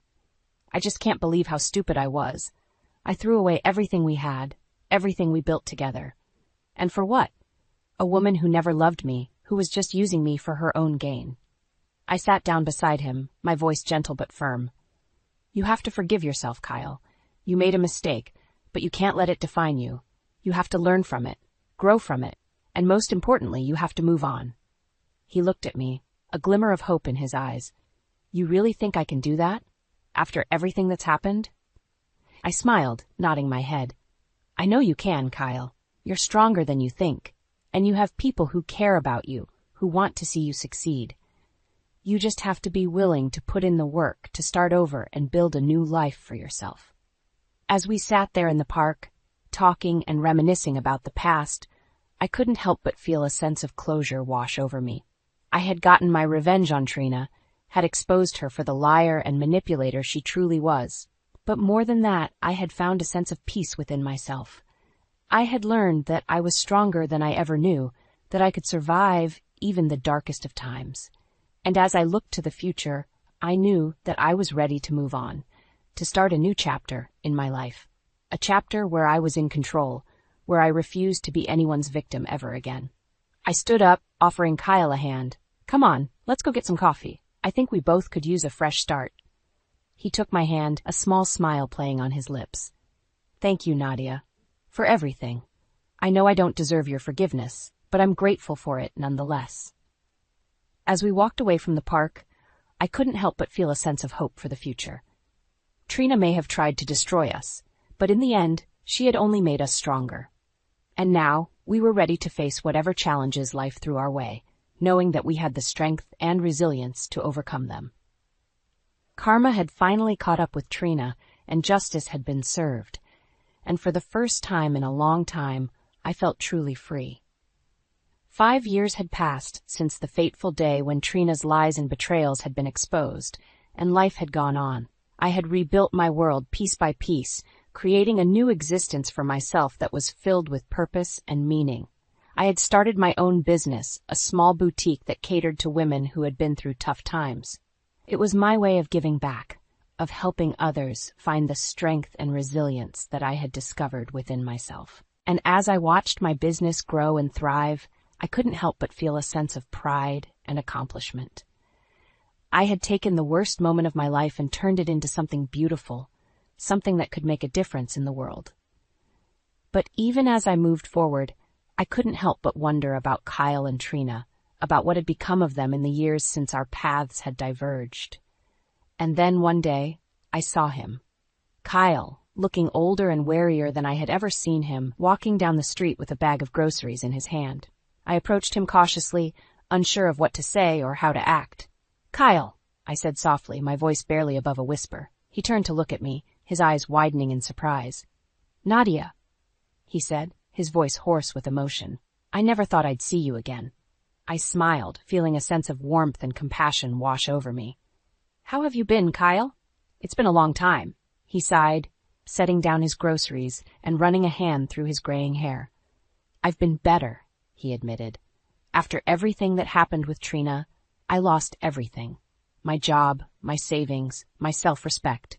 I've been struggling to make ends meet ever since." I nodded, feeling a twinge of sympathy for the man who had once been my husband. "I'm sorry, Kyle. I never wanted things to turn out this way for you." He shook his head, a rueful smile playing on his lips. "It's not your fault, Nadia. I made my choices, and I have to live with the consequences. I just wish I had been stronger, that I hadn't let Trina manipulate me the way she did." I reached out, placing a hand on his arm. "You can't change the past, Kyle, but you can learn from it, grow from it, and you can start over, build a new life for yourself that's filled with purpose and meaning." He looked at me, a glimmer of hope in his eyes. "You really think that's possible? After everything that's happened?" I smiled, nodding my head. "I know it is, Kyle. Look at me. I've rebuilt my life, created something beautiful out of the ashes of my past, and you can do the same. You just have to be willing to put in the work, to start over and build something new." As we stood there on the street, talking and catching up on old times, I couldn't help but feel a sense of closure wash over me. I had moved on from the pain and betrayal of my past, had found a new path forward that was filled with hope and possibility. And as I looked at Kyle, I knew that he could do the same. He just needed someone to believe in him, to give him the push he needed to start over. I reached into my pocket, pulling out a business card and handing it to him.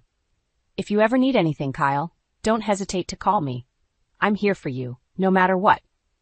He took the card, a grateful smile playing on his lips. "Thank you, Nadia, for everything. I know I don't deserve your kindness, but I'm grateful for it nonetheless." As we parted ways, I couldn't help but feel a sense of hope for the future. Life had thrown us both some tough challenges, but we had survived them, had come out stronger and more resilient than ever before. And now we were ready to face whatever lay ahead, knowing that we had the strength and courage to overcome any obstacle that stood in our way. The door creaked open and there he was, my husband, entangled with some leggy blonde on his office sofa. My heart plummeted through the floor as the pieces slammed together. The lingering scent of flowery perfume that plagued our bedroom sheets, the hushed late-night phone calls, the sudden indifference, it all made sense now. "Lila?" Finn's eyes widened as he scrambled to cover his exposed skin. "This isn't what it looks like." I squeezed my eyes shut, the image searing into my mind like a brand. When I reopened them, Marissa, the owner of that achingly familiar floral scent, was hastily buttoning up her silk blouse. "Mrs. Reynolds, I'm so sorry," she mumbled, refusing to meet my stare. "We never meant to hurt you." My jaw clenched as a tidal wave of rage overwhelmed the pit in my stomach. How dare he? After 15 years of marriage, 2 beautiful children, and the endless sacrifices to build our dream life together, this was how he repaid me? Finn reached out, his expression a pathetic kaleidoscope of shame and pleading. "Baby, please, let me explain." I recoiled from his grasp, vision blurring with tears. "Explain what, Finn? How you've been lying to me? Betraying me? Betraying our vows? Our family?" "I still love you," he whispered, eyes glistening with remorse. This was just a mistake, a terrible lapse in judgment." A bitter laugh escaped my lips as I shook my head. Mistake? That made it sound so simple, so temporary. No, this cut far deeper, fracturing the very foundation of everything we'd built. Pivoting on my heel, I strode out, fighting the urge to collapse into uncontrollable sobs in the hallway. I needed to be strong, for our kids, if nothing else. As I reached the parking lot, my phone pinged with a new message from Derek, Finn's best friend, asking if we were still on for the charity gala this weekend.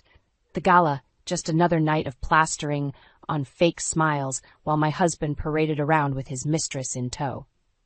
Steadying my breath, I typed back 3 simple words: "I need you." Within minutes, Derek's car screeched into the lot. One look at my ashen face and he understood. He pulled me into a tight embrace as the dam finally broke and the tears came flooding out. "That lying son of a bitch," Derek seethed, gripping me fiercely. "Don't worry, Lila. We're going to make him pay for this." I drew back, determination replacing the sorrow in my eyes. "You're damn right we are." After that first wave of anguish subsided, a cold determination took its place. I refused to be the clueless, jilted wife who gets played for a fool. If Finn wanted to rip our family apart with his philandering ways, I'd ensure he paid the price. Over the next few weeks, I studied my husband like a well-researched mark. Derek kept me updated on the latest Finn and Marissa sightings around town, the quiet lunches at that upscale bistro, the extended business trips that conveniently aligned with our town's art gallery openings. I gathered tidbit after tidbit of evidence, squirreling it all away in a secret file on my laptop. One night, Finn strode in well past midnight, reeking of Marissa's trendy gardenia perfume. I feigned sleep as he undressed, my cheeks burning with disgust at the audacity of his deception. "Hey, babe, sorry I'm so late," he whispered, planting an unwanted kiss on my forehead. "Just had to put out some fires at the office." I remained stone-faced, focusing on memorizing every detail to document later. The midnight stubble, the lipstick stains on his collar, the mussed hair, all damning proof of his indiscretions. In my weakest moments, I flirted with the idea of a clean, amicable divorce. Splitting assets down the middle, sharing custody of the kids, avoiding a nuclear fallout. But every time that floral stench wafted into my nostrils, the inferno of rage reignited. He didn't deserve amicable, not after destroying our sacred vows on the altar, after lying to my face day after day. No, I needed to hit him where it hurt, expose him for the unfaithful, disloyal snake he had become, topple him from that pedestal our community had put him on. As a pillar of the local business world and a charity darling, Finn's image was his most prized asset. I would tear that facade to shreds, broadcasting his indiscretions to anyone who would listen. "You should have thought about the consequences, dear husband," I muttered under my breath as he drifted off to sleep, sheets still tainted with Marissa's stench. A few mornings later, Finn sauntered into the kitchen looking refreshed in a crisp suit. He pecked me on the cheek as he did every morning, an empty ritual devoid of love. "Big day at the office? Important client meetings," he chirped jovially, swiping a travel mug of coffee. "But I'll be home in time to take the family out for Eli's baseball game tonight, I promise." I forced a tight smile, masking the fury bubbling within at his blatant lies. "Have a great day, honey." As soon as he was gone, I grabbed my laptop and got to work. First uploading the incriminating photos and audio recordings, then meticulously documenting each indiscretion. The green-eyed monster had been well fed, but now it was time to set the trap. With the evidence stacking up, I needed to bring more players onto my team. Zoe was the obvious first choice, my closest friend and confidante. We went way back to college, bonding over being the only non-trust fund babies in our snooty social circles. She had been by my side through the highs and lows, and I knew I could trust her with the sordid truth about Finn. Over brunch at our favorite cafe, I spilled the entire saga, holding back no details about Finn's sleazy trysts with Little Miss Art Gallery. Zoe's perfectly arched eyebrows shot up in disbelief as I unveiled the photos and recordings one by one. I can't even find a word vile enough. She shook her head in disgust. Lila, I'm so sorry. You don't deserve this. I gave her hand a squeeze. Thank you for being here for me. I need you in my corner as I handle this. Zoe's eyes narrowed with determination. Say no more. That snake is going to wish he never slithered out of the garden. We'll make sure of it. With Zoe as my ride-or-die wingwoman, I felt empowered to take the next step in my plan. I reached out to an unlikely ally that could really stick it to Finn from the inside. Derek. Derek had been Finn's fraternity brother in college and his bestie ever since. I'll never forget the uneasy look on his face when I asked if we could meet up, just the two of us. He probably expected me to beg him not to hate Finn, to give their bromance another chance. Little did he know, I had a much different proposal in mind. We met up at a quiet hotel bar, and I wasted no time laying everything out, the cold hard facts, all the evidence I'd gathered, pictures, video stills, flight and hotel confirmations for their rendezvous trips. The whole enchilada. You can't be serious. Derek's eyes were saucers as he flipped through the damning dossier. I mean, I knew he was working late a lot, but I never could have imagined. I crossed my arms, letting the shock sink in. Well, now you know the truth about your supposed best friend. He's been lying to both of us, playing us as cover. Derek's chiseled jaw clenched hard as he met my stare, shame and rage swirling in his eyes. You're right.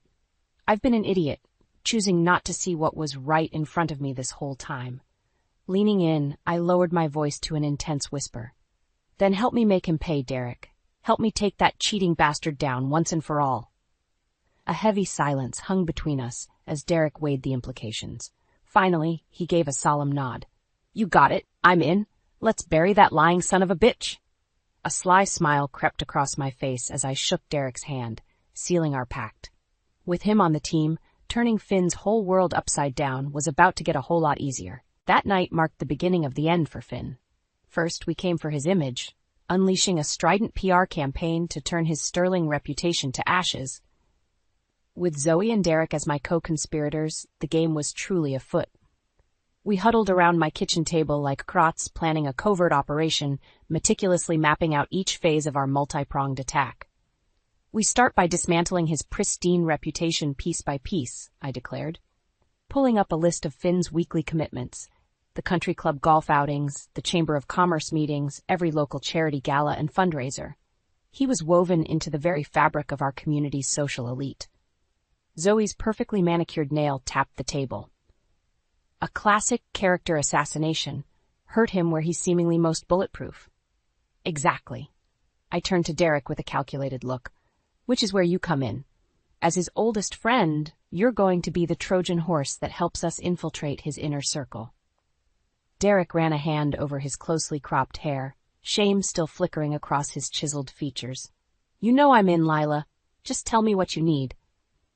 For starters, I need you to covertly disseminate the evidence we've gathered. The more tongues wagging, the faster those upper-crust gossipers will scramble. Zoe shot me a wicked grin. Nothing travels faster than juicy rumors in our little suburban utopia, especially when they hit that sweet spot of being just scandalous enough to be true. Derek gave a solemn nod. Consider it done. I'll pick my moments to begin planting those seeds of doubt about Finn's wandering. He cleared his throat. Priorities. Brilliant. I outlined the next phase, publicly calling out Finn's infidelity at an inopportune time, when all eyes were on him. My own dramatic subtweet, if you will, detonating a PR nuclear bomb in plain sight of his peers and partners. We spent hours scheming, hashing out contingencies for every potential blow of retaliation from Finn, every lie or excuse he might attempt. By the time the sun dipped below the horizon, we had constructed a surgical strike plan to cut him off at every turn, leaving him outflanked and cornered by the truth. As Derek made his way out, he paused in the doorway, regret flickering in his eyes. I really am sorry, Lila, for not seeing the signs sooner, for letting my friendship cloud my judgment about what kind of man Finn really is. I placed a hand on his shoulder, offering a reassuring smile. All that matters is that you're with me now, Derek. We trusted him, loved him even, and he betrayed that, but we won't let him get away with it any longer. The weeks flew by in a whirlwind of gossip slinging and maneuvering. Just as we'd anticipated, Derek's whispers sent tremors rippling across the community grapevine. I began fielding concerned calls and texts from fellow mom friends and wives checking in about the rumors surrounding my husband. Each time I simply responded with a knowing silence, letting their imaginations run wild. The night before the big spring charity gala, Finn slammed his briefcase down on the kitchen counter with a huff, home late as usual from another supposed business meeting. We need to talk about these rumors that are going around, Lila. His eyes were blazing with a confused rage that would have intimidated me only months ago, but not anymore. Now the fire in his stare only fanned the flames of my own fury. I arched an eyebrow coolly. Oh, and what rumors would those be, dear husband? Don't play dumb, he spat, fists clenched at his sides. The ones about me, about us, our marriage. A slow, vindicated smile spread across my lips. It was time for the knockout blow. You mean the ones about your affair, Finn? Your lies and betrayal? I shook my head slowly. What a shame that those whispers seem to be reaching the ears of everyone who really matters to you. The blood drained from his face as the magnitude of my vengeful scheme dawned on him. I pressed on, twisting the knife. The gala tomorrow night, that will just be the beginning of me raining fire on your broken kingdom, you sorry son of a bitch. Finn gaped at me in stunned silence, the veneer of control slipping from his face. For so long he'd underestimated me, just another pretty wife, content to live in blissful ignorance. But the look of shock and fear told me he finally understood the fury he had unleashed. You can't be serious, Lila, he stammered, anger melting into pleading desperation. Think about what you're doing here. Think about the kids. Those words only stoked the fire raging inside me. How dare he try to manipulate me with our children after shattering our family with his selfish actions? I am thinking about the kids, Finn, I said through gritted teeth, about the healthy, stable home life you've deprived them of through your reprehensible choices. Before he could respond, I turned on my heel and stormed upstairs, shutting myself in the home office. Downloading the entire dossier of evidence onto a sleek USB drive, I smirked with grim satisfaction. By this time tomorrow, Finn's immaculate reputation would be nothing but ashes scattered in the wind. The spring gala was always the marquee event of the season, with every caption of local industry and high society turning out in their finest attire to virtue signal their charitable intentions. Finn lived for these glamorous evenings, soaking up the adulation and admiring glances. Tonight, however, the spotlight would incinerate him. As we stepped onto the red carpet, I could feel the weight of hundreds of judging eyes drinking in our entrance. A passing glance revealed Marissa looking radiant in a slinky emerald gown, mingling with an oblivious cluster of local artists. My fists clenched at the sight of her carefree smile. Everything okay, honey? Finn's voice was tense in my ear. You seem off. I flashed my most brilliant, vacuous smile. Of course.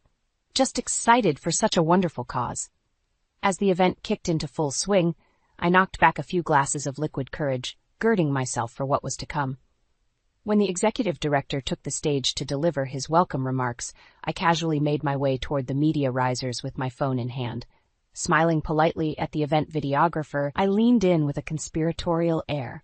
I have something pretty huge to share. Something your viewers definitely need to see.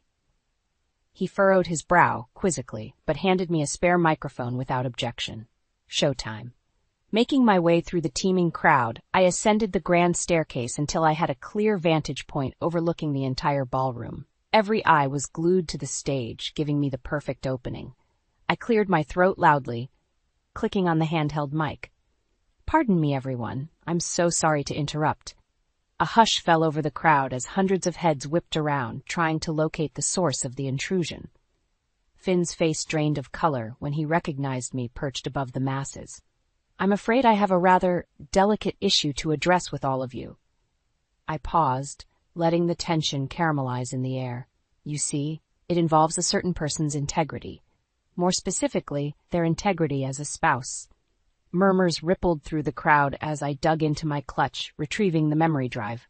I'll spare you all the gory details, but let's just say any respect or admiration you may hold for Finn Reynolds is misguided at best. You see, he's been lying to every single one of us, sneaking around, carrying on an affair behind my back. Finn's mouth moved wordlessly, panic and rage contorting his features as the weight of what I was doing hit him like a freight train. "Lila, don't," he choked out under his breath. But it was far too late. "Don't believe me?" I arched an eyebrow, feeding the incriminating drive to the videographer beside me. "See for yourselves." And just like that, the first bombshell detonated. Lurid photo and video evidence began playing on the enormous ballroom screens in excruciating high definition.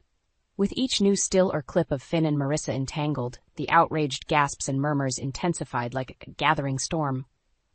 "Well, husband," I glared down at the swirling vortex of scandal, reveling in my revenge. "I believe the floor is yours." A deafening silence fell over the ballroom as every eye locked on the incriminating videos playing in lurid high definition. I could practically hear the collective jaws dropping among the impeccably dressed crowd. Finn's face drained of all color, the panic setting in as he realized there was no spinning this, no way to pretend the indiscretions away. His walls were crumbling in real time. "Oh my God!"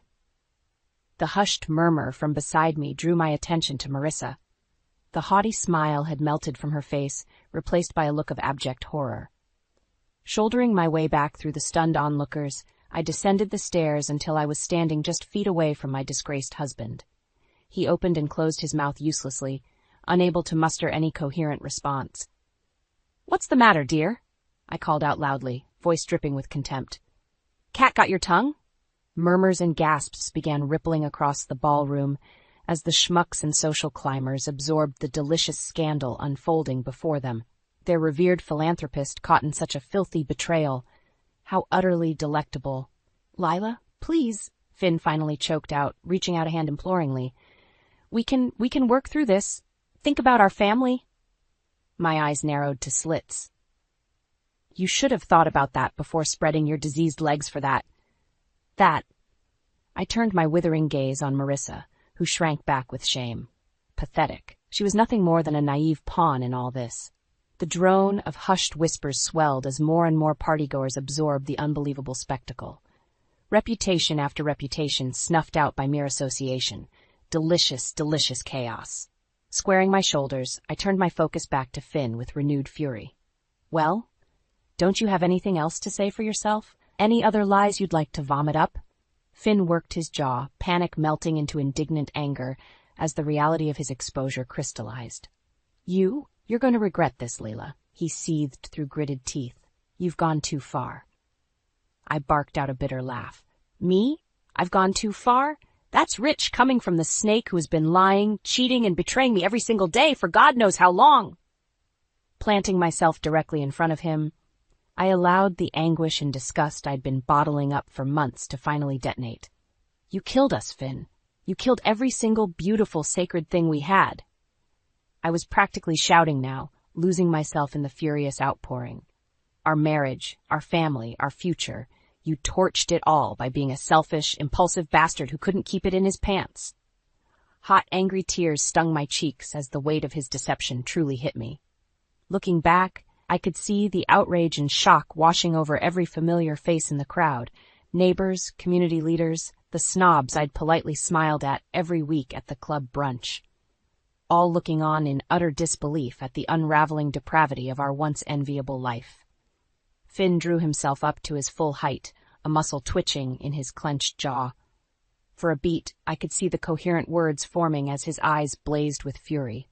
But apparently thinking better of it, he turned on his heel and stormed out of the ballroom, shoving his way through the clusters of whispering onlookers. I watched him go without a shred of pity or remorse. He had brought every ounce of this hell onto himself through his sickening actions. And now there would be no going back. No chance for redemption or forgiveness. Finn Reynolds was officially a pariah. As he pushed through the ballroom doors, I noticed Marissa quickly making her escape through a side entrance, face burrowed in her hands. The pawn, scurrying off of the chessboard in shame and defeat, for now the lesser of my preoccupations. Turning back to the silent, riveted ballroom audience, I lifted my chin defiantly. "I hope you all enjoyed the floor show," I called out, refusing to let the hurt seep into my voice. They would not see me weak. Not ever again. Let this be a lesson. No one takes Lila Reynolds for a fool. No one. The ballroom remained eerily silent as I made my exit, clicking across the marble floor in my designer heels.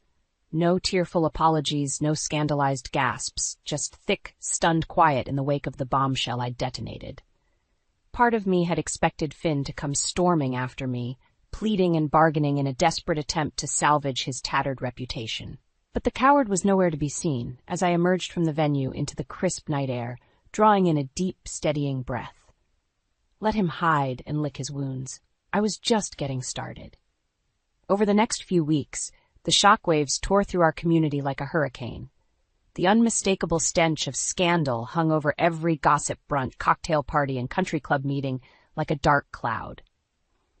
Finn had once been the shining prince of our local business council, the benevolent philanthropist whose grateful smile graced the cover of every quarterly newsletter and fundraising gala program. Now his name was broadcast from every television and cover story, dragged through the mud amid tawdry allegations and outraged op-eds. Prominent CEO embroiled in cheating scandal. City's former Man of the Year revealed as faithless philanderer. How the town's most charitable power couple became a sordid betrayal. Clutching my morning coffee, I couldn't help but smirk at the lurid headlines. Let him wallow in the mess of his own making. I had barely gotten started on serving him his just desserts. At first, Finn employed the typical damage control tactics, a canned PR statement decrying the private matter and asking for privacy, futilely attempting to go about business as usual. But his colleagues and corporate partners were having none of it.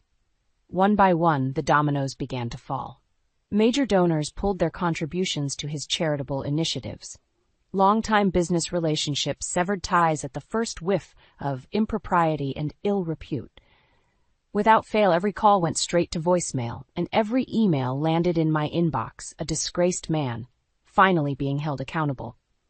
Through it all, Marissa remained utterly silent, having seemingly vanished into the ether like a persistent rash after being scorched under the glaring spotlight. No more late-night meetups or hushed trysts in that ridiculous art gallery. Wherever she had slithered off to, I hoped the realization that her home wrecking was all for naught left her sick with regret. And alone. With every passing day, Finn's attempts to claw back some semblance of stability grew more desperate and pathetic. Begging letters and rattled voicemails went ignored as I steadily executed the next phase of my master plan, the legal dismantling.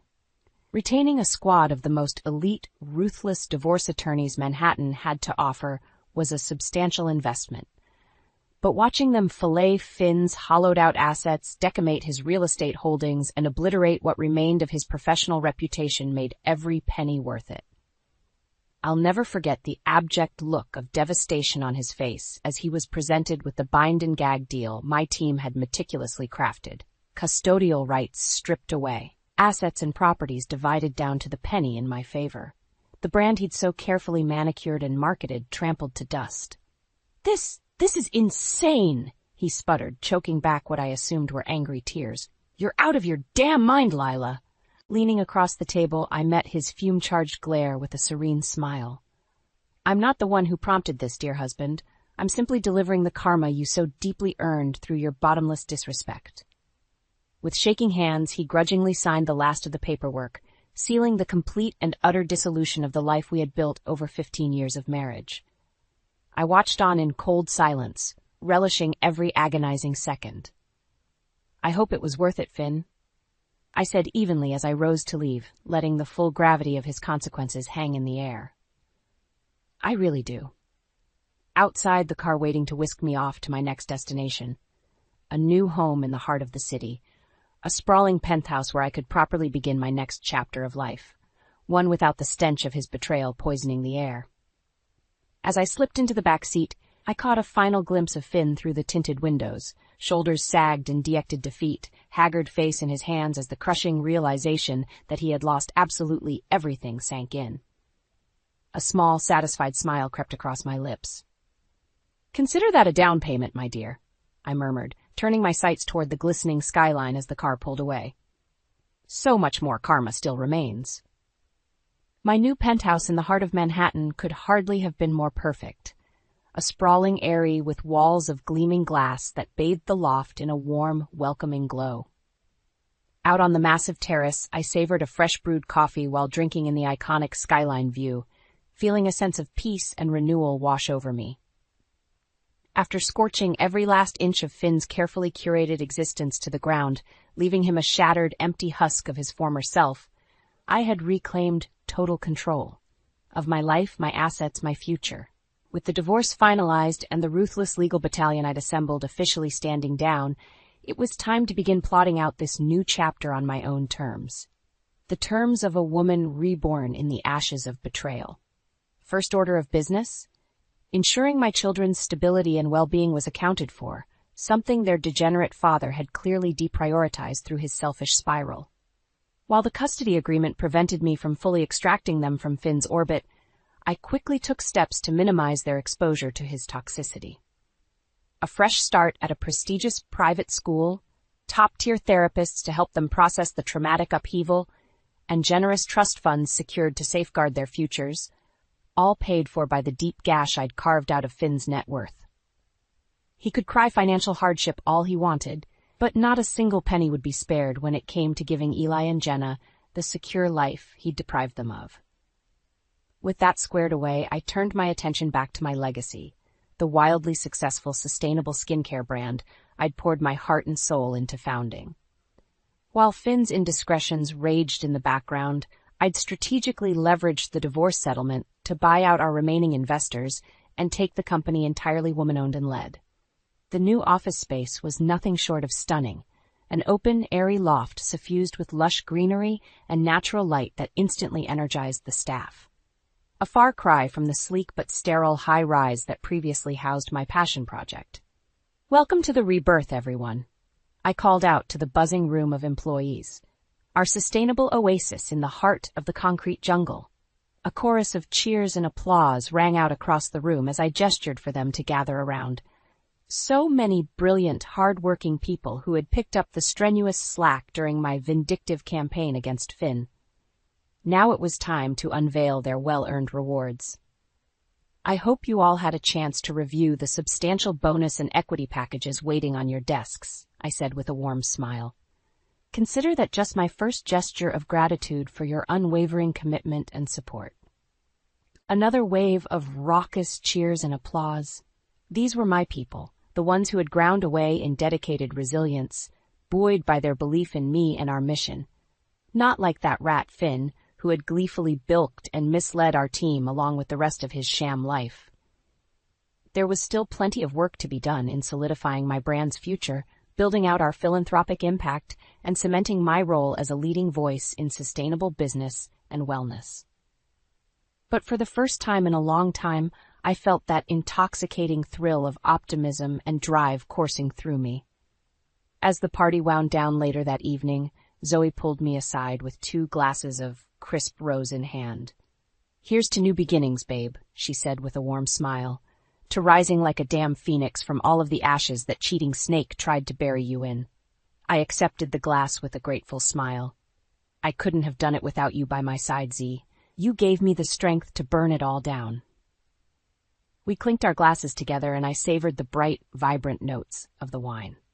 A toast to reclaimed power and self-worth, to unyielding defiance in the face of a man's soulless betrayal. Over the days and weeks that followed, fleeting updates on Finn's miserable new circumstances would occasionally trickle in. Dismissals from high-profile boards, shuttering of his business ventures one by one, a repossessed Maserati here or an abandoned vacation property there.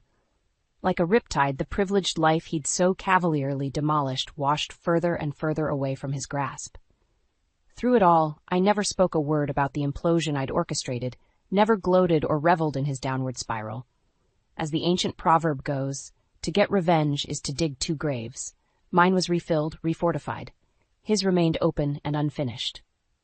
Several months after the dust had settled, I was buckling the kids into the back seat of my Range Rover when my phone chimed with a new email notification. Assuming it was just the latest update from one of my team members, I swiped it open disinterestedly. The subject line stopped me dead in my tracks. I surrender. The message body was mercifully brief in Finn's unmistakable terse scrawl. You won. I have nothing left to fight with or for. It's all yours. Numb satisfaction washed over me as I took in the full weight of the concession the man who had vowed eternal fidelity had just confessed. Every last shred of revenge, of karmic justice served. It had all led to this ultimate broken admission. The kids were chattering happily in the back seat, oblivious to the magnitude of the moment. I couldn't help but glance over at them and smile. For them, I had ensured their father's transgressions hadn't completely shattered their world. Hey kiddos, what do you say we blow this popsicle stand? I called out, firing off a final email response. Sure thing, Mom. Where are we going? Pocketing my phone, I turned the key in the ignition and threw the car into drive. Anywhere, I replied with a contented smile. Anywhere but here. The end. The acrid stench of another woman's perfume clings to his shirt collar as he walks through the door. Late again. My stomach churns, a sickening realization washing over me. I thought I knew him, thought what we had was unbreakable. But the evidence is undeniable. Derek, we need to talk, I say, my voice trembling. Who is she? He freezes, his face a mask of guilt and panic. Tanya, it's not what you think. Don't lie to me, I shout, hot tears stinging my eyes. How long has this been going on? Before he can answer, my phone buzzes with a text from my sister Melinda. I'm so sorry you had to find out this way. I've known for months, but didn't know how to tell you. Months. My head spins as the betrayal slices deeper. Not only my husband, but my own flesh and blood kept this from me. I confront Melinda, demanding answers. She arrives at my house, a smirk playing at the corners of her mouth. Poor, naive Tanya, she sneers. Did you really think your perfect little life would last forever? Wake up, sis. Men like Derek don't change. How could you not tell me? I cry. I'm your sister. Melinda laughs, a cruel, hollow sound. And watch you play the happily married housewife while I'm still single? You had it coming. Her words are a twisted knife in my heart. I realize our bond is nothing but a facade, a mask for the resentment seething beneath. In the weeks that follow, my life unravels thread by thread. Derek moves out, leaving me to pick up the pieces of our shattered 15-year marriage. Late-night arguments devolve into screaming matches as we battle over every asset, every scrap of our once-shared existence. The divorce is a blur of meetings with stone-faced lawyers and astronomical bills that drain our savings. Our son Caleb becomes a pawn, caught in the middle of the ugliness. When the dust settles, I'm a husk of my former self. The comfortable middle-class life I took for granted is gone, replaced by the grim reality of single motherhood. With nowhere else to turn, Caleb and I temporarily move in with Melinda. She welcomes us with open arms and honeyed words, but I see through the charade. Every supposed act of kindness is laced with subtle jabs, reminding me of my reduced circumstances. Chin up, sis, she says with faux sympathy. I'm sure you'll land on your feet. But let's be honest, Derek traded up. Can you blame him? Her barbs burrow under my skin like parasites, feeding on my misery. I want to lash out, to scream until my lungs give out, but I need her, and she knows it. As the weeks drag on, Melinda's poison drips steadily into my psyche. She regales me with stories of Derek's past indiscretions, painting him as a monster. He never deserved you, she insists, stoking the flames of my resentment. You gave him the best years of your life, and he threw it all away. Don't you want to make him pay? The hatred takes root, sprouting thorny vines that strangle my heart. Late at night, I lie awake imagining the ways I could hurt Derek like he hurt me. Melinda's voice echoes in my head, urging me on. I never saw the danger on the horizon. I couldn't see the darkness Melinda was leading me into until it was too late. By the time I realized the depths of her true intentions, I was already in too deep. The sister I thought I knew was gone, replaced by a vengeful stranger hell-bent on destroying me. Memories of happier times haunt me as I unpack my suitcase in Melinda's spare bedroom. Derek and I were college sweethearts, our love story the envy of all our friends. We married young, but our bond only grew stronger over the years. He was my rock when I lost my job, holding me as I cried tears of frustration and self-doubt. When his father passed away, I was there to pick up the pieces of his broken heart. Through every challenge, every triumph, we faced it together. But somewhere along the way, the threads of our perfect tapestry began to unravel. Late nights at the office turned into weekend business trips. Intimate conversations were replaced by cold silences and half-hearted excuses. I convinced myself it was just a rough patch, that we'd weather this storm like all the others. How could I have been so blind? Melinda's snide remarks echo in my mind as I stare at our faded wedding photo. You always were the lucky one, Tanya, the golden child who could do no wrong, but I knew it was only a matter of time before your fairy tale crashed and burned. I think back to all the snubs and backhanded compliments over the years, the way Melinda's smile never quite reached her eyes at family gatherings. She played the role of supportive sister, but I see now that jealousy was eating her alive. What did I ever do to you? I confront her one evening, my voice raw with emotion. Why do you hate me so much? Melinda laughs, a harsh, grating sound. Hate you? Oh, Tanya, I don't hate you, I pity you. You built your whole life around a man who never deserved you, and look where it got you. Tears sting my eyes as the truth of her words sinks in. I gave Derek everything, put his needs above my own time and time again, and what did I get in return? Betrayal, humiliation, and a shattered future.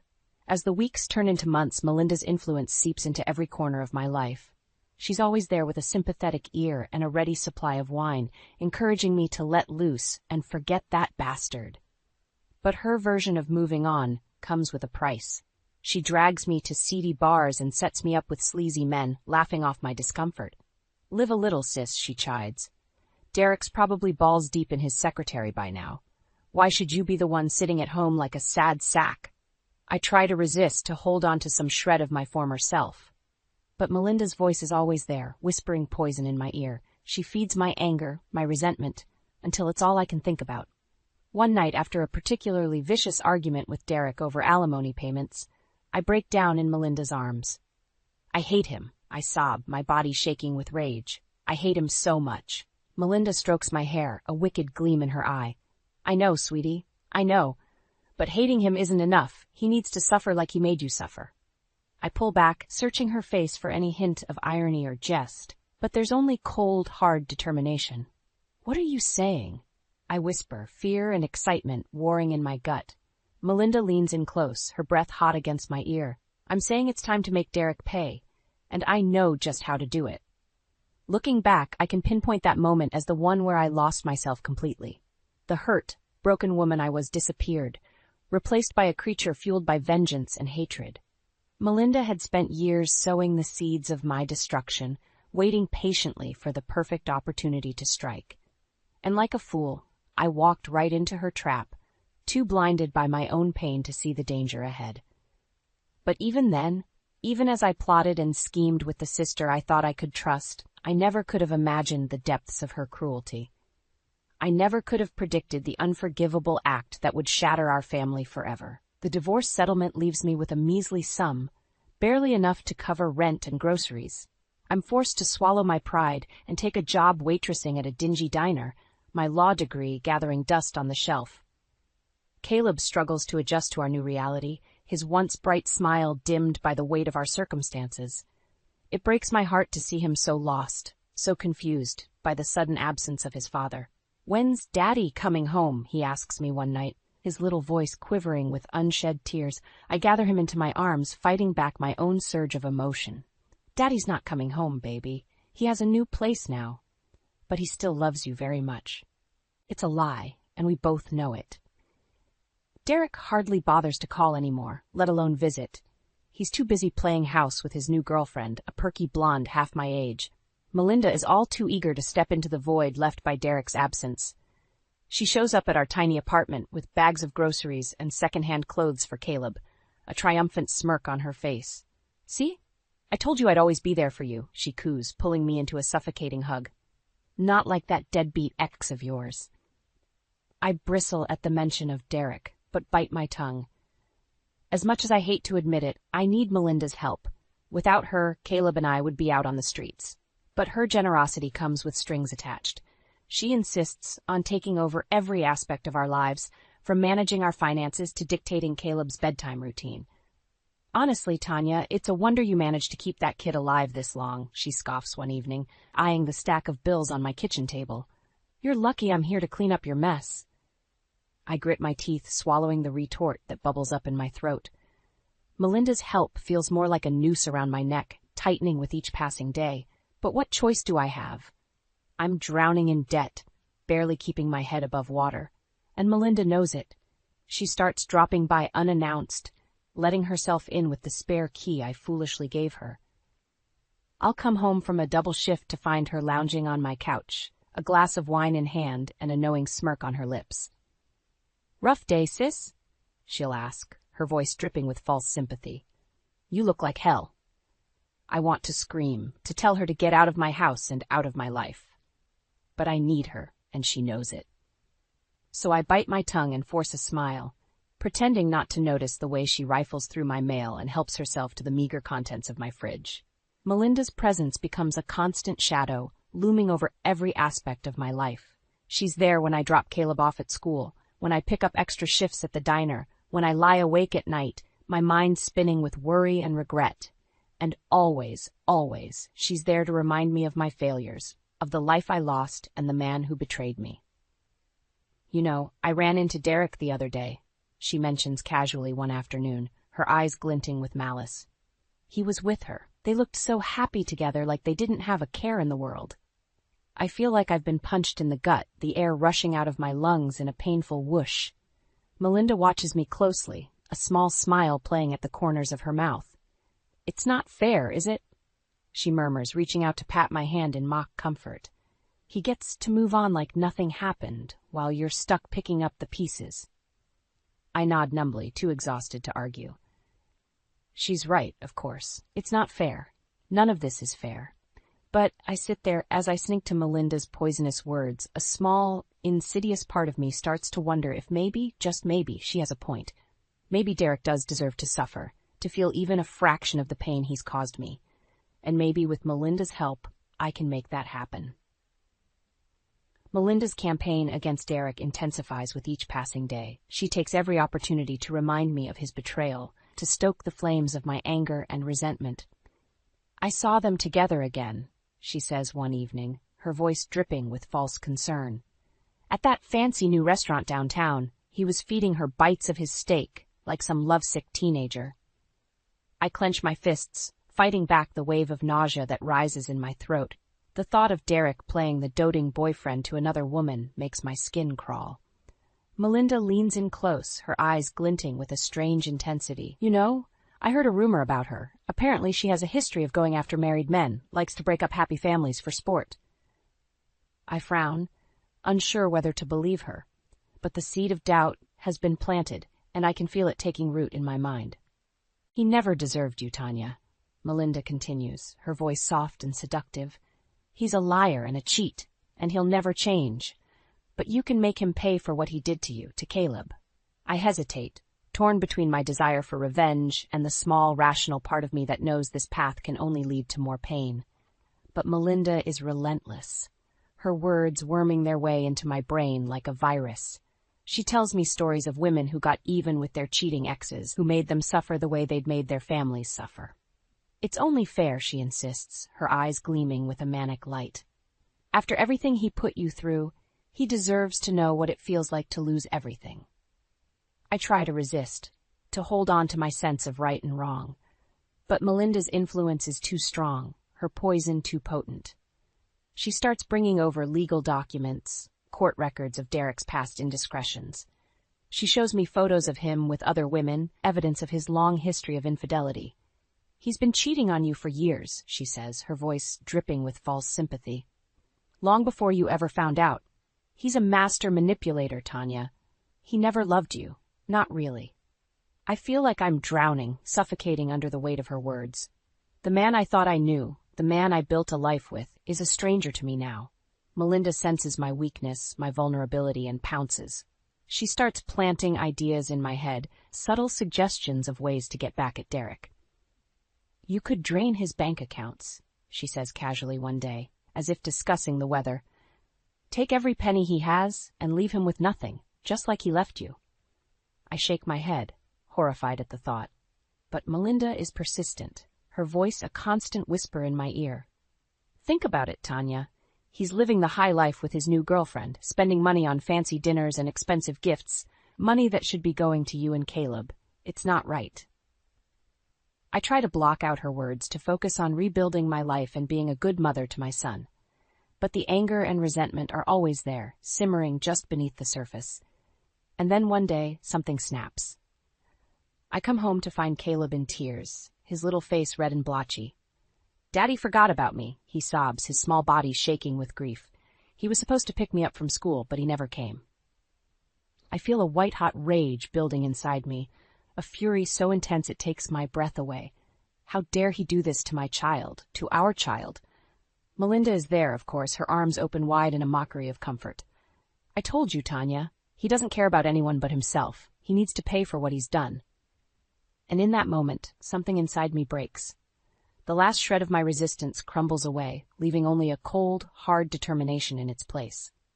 You're right, I say, my voice barely above a whisper. He needs to pay, and I know just how to make that happen. Melinda smiles, a slow, cruel smile that sends a shiver down my spine. That's my girl. Let's make the bastard suffer. The phone rings, jolting me out of a restless sleep. I fumble for it in the darkness, my heart pounding in my chest. Hello? I croak, my voice thick with exhaustion and dread. Is this Tanya Miller? A brisk, official-sounding voice asks. Yes, this is she. What's wrong? Ma'am, I'm calling from Mercy Hospital. Your son, Caleb, has been in an accident. The world tilts on its axis, and for a moment, I forget how to breathe. What kind of accident? Is he okay?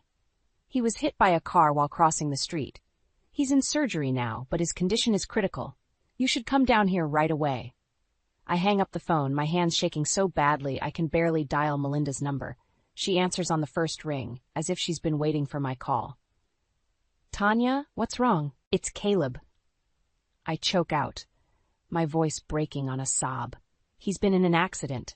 Derek was supposed to pick him up from school, but he never showed, and now my baby is in the hospital, and I don't know if he's going to make it. Melinda is silent for a long moment, and then she lets out a low, angry hiss. That bastard! I knew he'd pull something like this. Hang on, I'll be right over. She shows up at my door 10 minutes later, her face set in a mask of grim determination. Let's go, she says, grabbing my arm and steering me towards her car. The drive to the hospital is a blur of flashing lights and blaring sirens. I sit in the passenger seat, my body numb with shock and fear. When we arrive, the doctors take me aside and explain the extent of Caleb's injuries. He has a severe concussion, multiple broken bones, and internal bleeding. They're doing everything they can, but the next 24 hours will be critical. I collapse into a chair in the waiting room, my legs no longer able to support my weight. Melinda sits beside me, her hand on my shoulder in a gesture of comfort that feels hollow and insincere. This is all Derek's fault, she says, her voice low and venomous. If he had just picked Caleb up like he was supposed to, none of this would have happened. I nod, too numb to speak. She's right, of course. Derek's negligence, his selfishness, has put our son's life in danger. Hours pass in a haze of fear and uncertainty. I pace the waiting room, my mind spinning with worst-case scenarios. And then, just when I think I can't take it anymore, Derek bursts through the doors, his face pale and stricken. Tanya, I'm so sorry, he babbles, reaching for me with shaking hands. I got held up at work, and I forgot to call the school. I never meant for this to happen. Something inside me snaps, and before I know what I'm doing, I'm lunging at him, my fists pummeling his chest in a blind rage. You bastard! I scream, my voice raw and ragged. You did this. You put our son in the hospital because you couldn't be bothered to pick him up on time.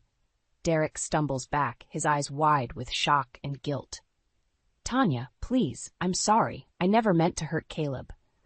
But I'm beyond reason, beyond mercy. All I can see is the image of my little boy lying broken and bleeding on a hospital bed, and the man responsible standing before me. Melinda steps between us, her eyes glinting with a savage triumph.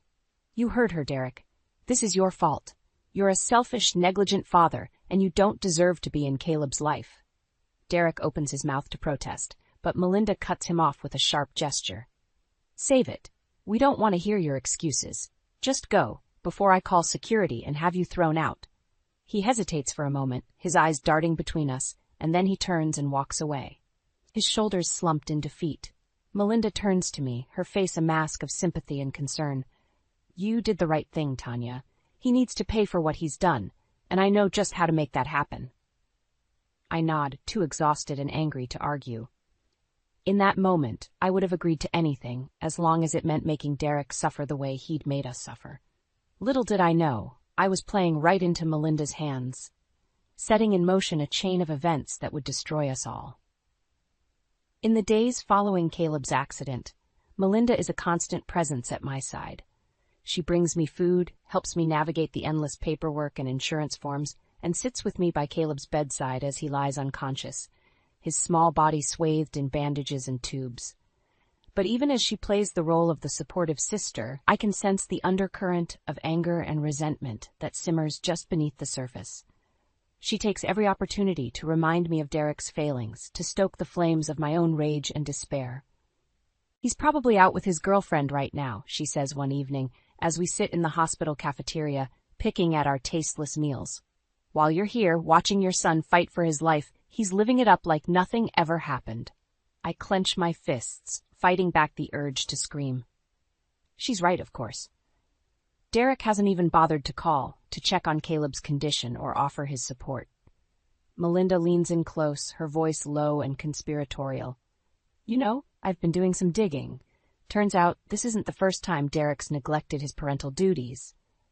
I frown, unsure what she's getting at. What do you mean? She pulls out a folder, her eyes glinting with a strange intensity. I got my hands on some court records. Apparently Derek has a history of missing visitations, of putting his own needs above his child's. He's not fit to be a father, Tanya. He never was. I flip through the pages, my heart sinking with each damning piece of evidence. Missed birthdays, forgotten school plays, weekends when Caleb was supposed to be with his father but was left waiting, alone and disappointed. Melinda watches me closely, her face a mask of sympathy and concern. I'm so sorry, Tanya. I know how much you wanted to believe in him, to think that he could change. But the truth is, Derek is a selfish, negligent bastard who doesn't deserve to be in Caleb's life. I nod, too numb to speak. She's right, of course. Derek has proven time and time again that his own needs come first, that his role as a father is nothing more than an inconvenience to be shrugged off whenever it suits him. He needs to pay for what he's done, Melinda says, her voice hard and unyielding. For all the times he's let Caleb down, for putting his own child's life in danger. He needs to suffer the way he's made you suffer. I hesitate, torn between my desire for revenge and the small, rational part of me that knows this path can only lead to more pain. But Melinda is relentless, her words worming their way into my brain like a virus. Think about it, Tanya. He's out there, living his life like nothing ever happened. Like he didn't just put your son in the hospital. Like he didn't break your heart and destroy your family. Don't you want to make him feel even a fraction of the pain he's caused you? I close my eyes, my mind spinning with images of Derek and his girlfriend, laughing and happy while Caleb lies broken and bleeding in a hospital bed. The anger rises up inside me, hot and fierce, until it's all I can feel. Yes, I whisper, my voice barely audible over the beeping of the machines that keep my son alive. I want to make him pay. I want to destroy him the way he destroyed us. Melinda smiles, a slow, cruel smile that sends a shiver down my spine.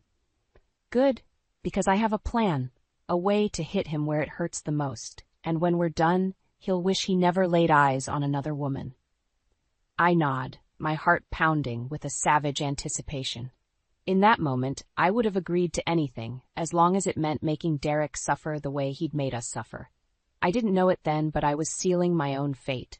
By giving in to my anger, my thirst for revenge, I was opening the door to a darkness that would consume us all.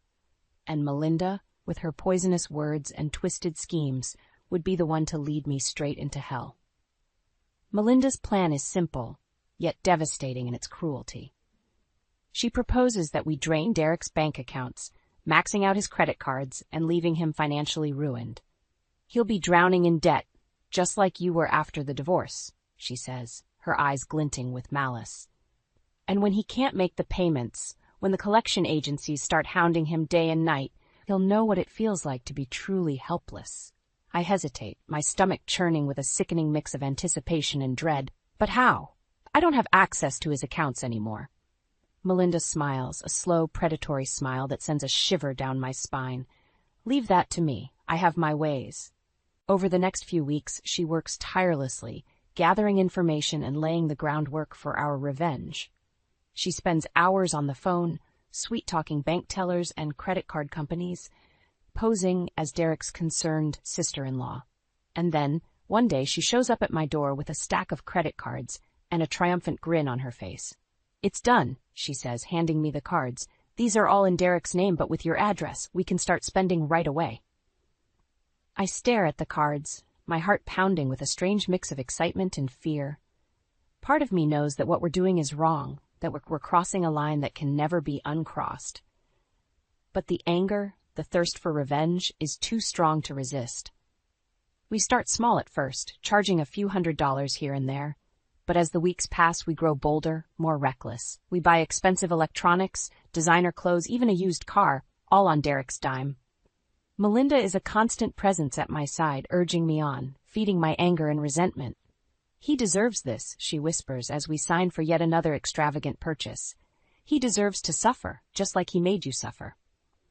But even as we revel in our revenge, I can feel a growing sense of unease, a nagging voice in the back of my mind that tells me we've gone too far. And then one day, the voice becomes a scream. I come home from the hospital to find Melinda waiting for me, a wild, manic look in her eyes. "I have an idea," she says, her voice trembling with excitement. "A way to make Derek pay once and for all." She pulls out a can of gasoline and a book of matches, her smile widening into a grotesque parody of joy. "We're going to burn his house down," she says, her voice barely above a whisper. "We're going to destroy everything he loves, just like he destroyed us." I recoil in horror, my stomach heaving with revulsion. "No," I choke out, shaking my head frantically. "No, Melinda, this is insane. We can't do this." But she's beyond reason, beyond sanity. She grabs my arm, her fingers digging into my flesh like claws. "Don't you see, Tanya? This is the only way to make him feel our pain, to make him understand what he's done to us." I try to pull away, but her grip is too strong. She drags me to the car, shoving me into the passenger seat and peeling out of the driveway with a screech of tires. We drive in silence, the only sound the pounding of my heart in my ears. I close my eyes, praying for a miracle, for someone to stop us before it's too late. But no one comes. And as we pull up to Derek's house, as Melinda hands me the gasoline and the matches, I feel a strange sense of inevitability, of fate closing in around me. "Do it," she hisses, her eyes glittering with a mad, feverish light. "Do it, and we'll be free. Free from the pain, the anger, the betrayal, free to start over, to build a new life from the ashes of the old." And so, with trembling hands and a heart full of rage and despair, I light the match and watch as the flames consume everything in their path, burning away the last traces of the life I once knew. The flames rise high into the night sky, casting an eerie orange glow over the quiet suburban street. I stand beside Melinda, watching as Derek's house burns, the heat searing my face and the smoke stinging my eyes. For a moment I feel a savage triumph, a sense of justice served. But then the sirens start, the wail of fire trucks and police cars shattering the stillness of the night. "We have to go," Melinda hisses, grabbing my arm and dragging me back to the car. "Now, before they see us." We speed away, my heart pounding in my chest as the flashing lights fade into the distance. I feel sick, my stomach churning with the realization of what we've done. But there's no time to dwell on it. No time for remorse or regret, because the next day, the police are at my door, their faces grim and accusing. "Tanya Miller, you're under arrest for arson and fraud," one of them says, his voice cold and unforgiving. "You have the right to remain silent." I'm in a daze as they handcuff me, as they read me my rights and shove me into the back of a squad car. I catch a glimpse of Melinda's face as they drive me away, her expression a mix of shock and fear. The next few days are a blur of interrogations and court appearances, of lawyers and judges, and the cold, hard reality of my actions. The evidence against me is overwhelming.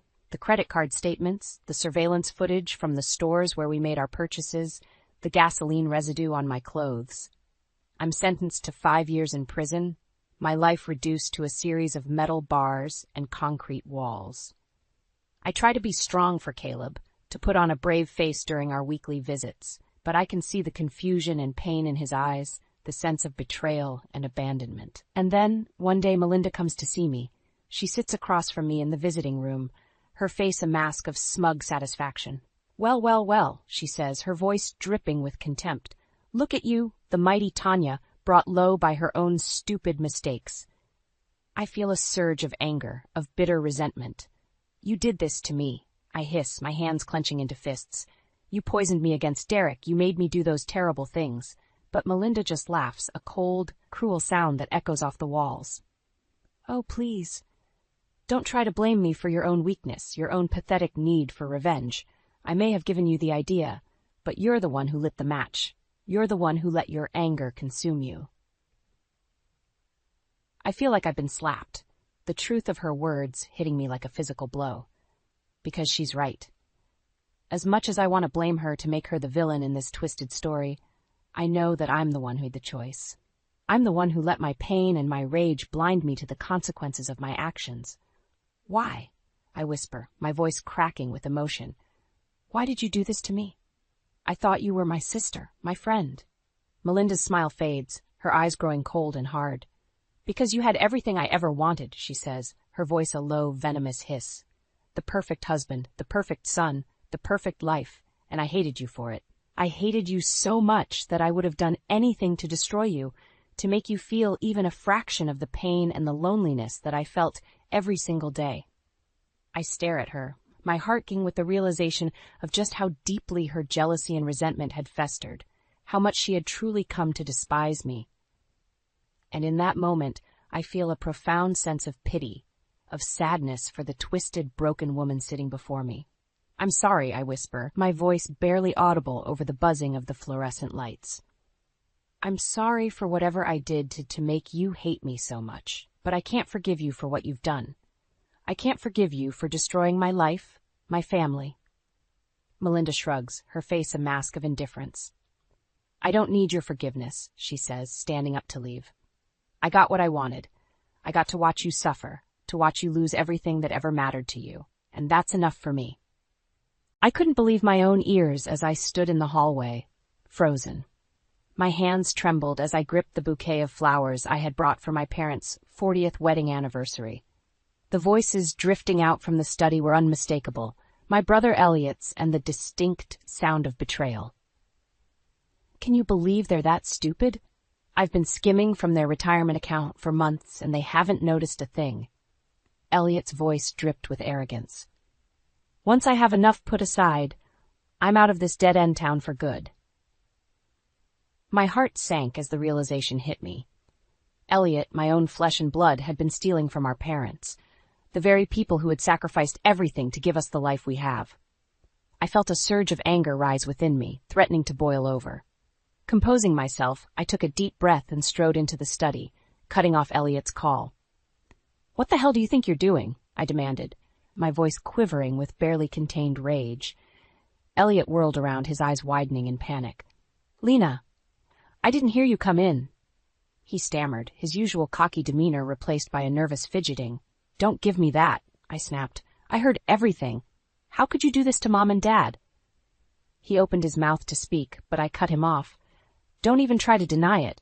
I know you've been stealing from their retirement account." I held up a hand, silencing his feeble attempt at an excuse. "Do you have any idea how hard they've worked their entire lives to build that nest egg? And you just waltz in and take it for your own selfish desires?" Elliot's face flushed with guilt, but he quickly tried to regain his composure. "Look, Lena, it's not what it seems. I was just—" "Save it," I interrupted, my voice dripping with disgust. "I don't want to hear your pathetic excuses. You've betrayed our family, and I won't stand for it." He stared at me, his bravado crumbling. "Please, Lena, you can't tell Mom and Dad. They'll disown me. I need that money." I shook my head, my resolve hardening. "That's not my problem, Elliot. You did this to yourself. Now you have to face the consequences." "Lena, please," he pleaded, his eyes desperately searching mine. "I'll pay it back, I swear. Just give me some time." I crossed my arms, unwavering. Time? You've had plenty of time and you've only taken more. No, Elliot, this ends now. He opened his mouth to argue, but I held up a hand. I'm going to tell Mom and Dad everything. They deserve to know the truth. Elliot's face contorted with fear and anger. You can't do this to me, Lena. You have no idea what I'm going through. I need that money. That's too bad, I said, my voice steady and unyielding. You should have thought about that before betraying our family. With that, I turned on my heel and headed towards the living room, where my parents were waiting to celebrate their anniversary. The weight of what I was about to do settled heavily on my shoulders, but I knew I had no choice. I had to protect my family, even if it meant tearing it apart in the process. I found my parents in the living room, chatting excitedly about their upcoming anniversary party. Their faces lit up when they saw me, and I felt a pang of guilt for what I was about to do. Lena, honey, we're so glad you made it. Mom pulled me into a warm embrace, and I savored the familiar comfort of her arms. We've missed you. I've missed you too, Mom. I managed a small smile, steeling myself for the confrontation to come. Dad came over and gave me a hearty pat on the back. Where's your brother? I thought he'd be here by now. I took a deep breath. That's actually what I need to talk to you both about. Mom's brow furrowed with concern. Is everything all right, dear? No, Mom, I'm afraid it's not. I turned to face them, my expression grave. I overheard Elliot on the phone earlier. He's been stealing money from your retirement account. The words hung in the air, and I watched as the color drained from their faces. Mom's hand flew to her mouth, stifling a gasp, while Dad's jaw tightened, his eyes narrowing in disbelief. What are you saying, Lena? Dad's voice was low, laced with a warning. I'm saying that Elliot has been embezzling from your savings. I heard him bragging about it on the phone. I steeled myself, bracing for their reaction. Mom shook her head vehemently. No, that can't be true. Our son would never do such a thing. Dad placed a hand on her shoulder, his face hardening. Lena, are you sure about this? I nodded, my heart aching at the pain etched on their faces. I'm positive, Dad. I heard him with my own ears. At that moment, Elliot strode into the room, his usual cocky demeanor in place. Hey, what's going on? He asked, oblivious to the tension. I stepped forward, pointing an accusing finger at him. You know damn well what's going on, Elliot. I heard you on the phone bragging about stealing from Mom and Dad's retirement fund. Elliot's eyes widened, and for a moment the mask of confidence slipped. What? That's not true. I would never. Don't even try to deny it, I snapped, cutting him off. I have the evidence, Elliot, the bank statements, the receipts, the emails. You've been siphoning money from their account for months. Mom let out a shaky sob, her hands trembling. Elliot, how could you? Elliot's gaze flitted between us, his bravado crumbling. Mom, Dad, I swear, this is all a misunderstanding. Lena's got it all wrong. Dad stepped forward, his voice laced with a rare fury. Misunderstanding? So you're telling me that Lena is lying? Elliot opened his mouth, but no words came out. He glanced around, desperately searching for a way out, but finding none. That's what I thought, Dad said, his voice dripping with disgust. I think it's time you told us the truth, son. Elliot's face contorted with a mix of fear and anger. All right, fine. I did it, okay? I took the money, but I had no choice. Mom's eyes widened and she let out a strangled cry. How could you do this to us, Elliot? After everything we've done for you? I needed the money, Elliot shouted, his desperation palpable. My gambling debts were spiraling out of control, and I had to do something to pay them off. Dad's face flushed with rage. Gambling debts? So you betrayed our trust and stole from your own parents to feed your addiction? Elliot's shoulders slumped, his bravado finally collapsing. I'm sorry, okay? I'm so sorry. I never meant for it to go this far. I shook my head, my heart heavy with a mix of disappointment and anger. Sorry doesn't cut it, Elliot. You've destroyed our family's trust. I won't let you get away with this. The room fell silent, the weight of Elliot's betrayal pressing down on us all. I couldn't help but wonder how we had ended up here, and what the consequences of his actions would be. After the confrontation with Elliot, I knew I couldn't rely on him to come clean or make amends. I had to take matters into my own hands and gather the evidence needed to prove his betrayal beyond a doubt. The next day, I called my old friend Max, a private investigator I had worked with in the past. I explained the situation to him, my voice trembling with a mix of anger and determination. "Max, I need your help. Elliot has been stealing from my parents' retirement account, and I need to gather enough evidence to confront him and my parents." Max's brow furrowed with concern. "Lena, that's a serious accusation. Are you sure about this?" "I heard him myself, Max. He was bragging about it on the phone." I paused, taking a steadying breath. I can't just sit back and let him get away with this. My parents have worked so hard their entire lives to build that nest egg, and he's just taking it for his own selfish reasons. Max was silent for a moment, considering the gravity of the situation. "All right, Lena, what do you need me to do?" "I need you to dig into Elliot's financial records, his bank statements, anything that can corroborate what I heard. We need to uncover the full extent of his betrayal." "Consider it done," Max said, his voice resolute. "I'll get started on it right away. Just send me whatever information you have and I'll see what I can find." I thanked him and hung up, my mind racing with the implications of what I was about to do. This wasn't just about protecting my parents' money, it was about preserving the integrity of our family. Elliot had shattered that trust, and I knew that exposing his actions would have devastating consequences. Over the next few days, I gathered all the relevant documents and receipts I could find, meticulously organizing them to build a solid case against Elliot. I avoided confronting him directly, knowing that he would only deny and deflect. Instead, I focused on gathering the evidence that would ultimately be his undoing. Finally, Max called with his findings. "Lena, you were right. Elliot has been systematically transferring funds from your parents' account into his own for the past several months. The total amount he's stolen is over $150,000. I felt my stomach drop. Oh my God, that much? I shook my head in disbelief. My parents have been working towards a comfortable retirement for decades, and he just took it all. "I'm sorry, Lena," Max said, his voice laced with empathy. "This is going to be a tough one, but I've got everything we need to prove what he's done." "Thank you, Max," I said, my resolve hardening. "Now it's time to confront him and my parents. I need to make sure they know the full extent of his betrayal." Max offered to accompany me, but I insisted on doing this alone. This was a family matter, and I needed to be the one to deliver the news. As I made my way back to my parents' house, the weight of the evidence I carried felt heavier with each step. I knew that once I presented it to them, our family would never be the same. But I also knew that I couldn't let Elliot's actions go unchecked. It was time for him to face the consequences of his betrayal.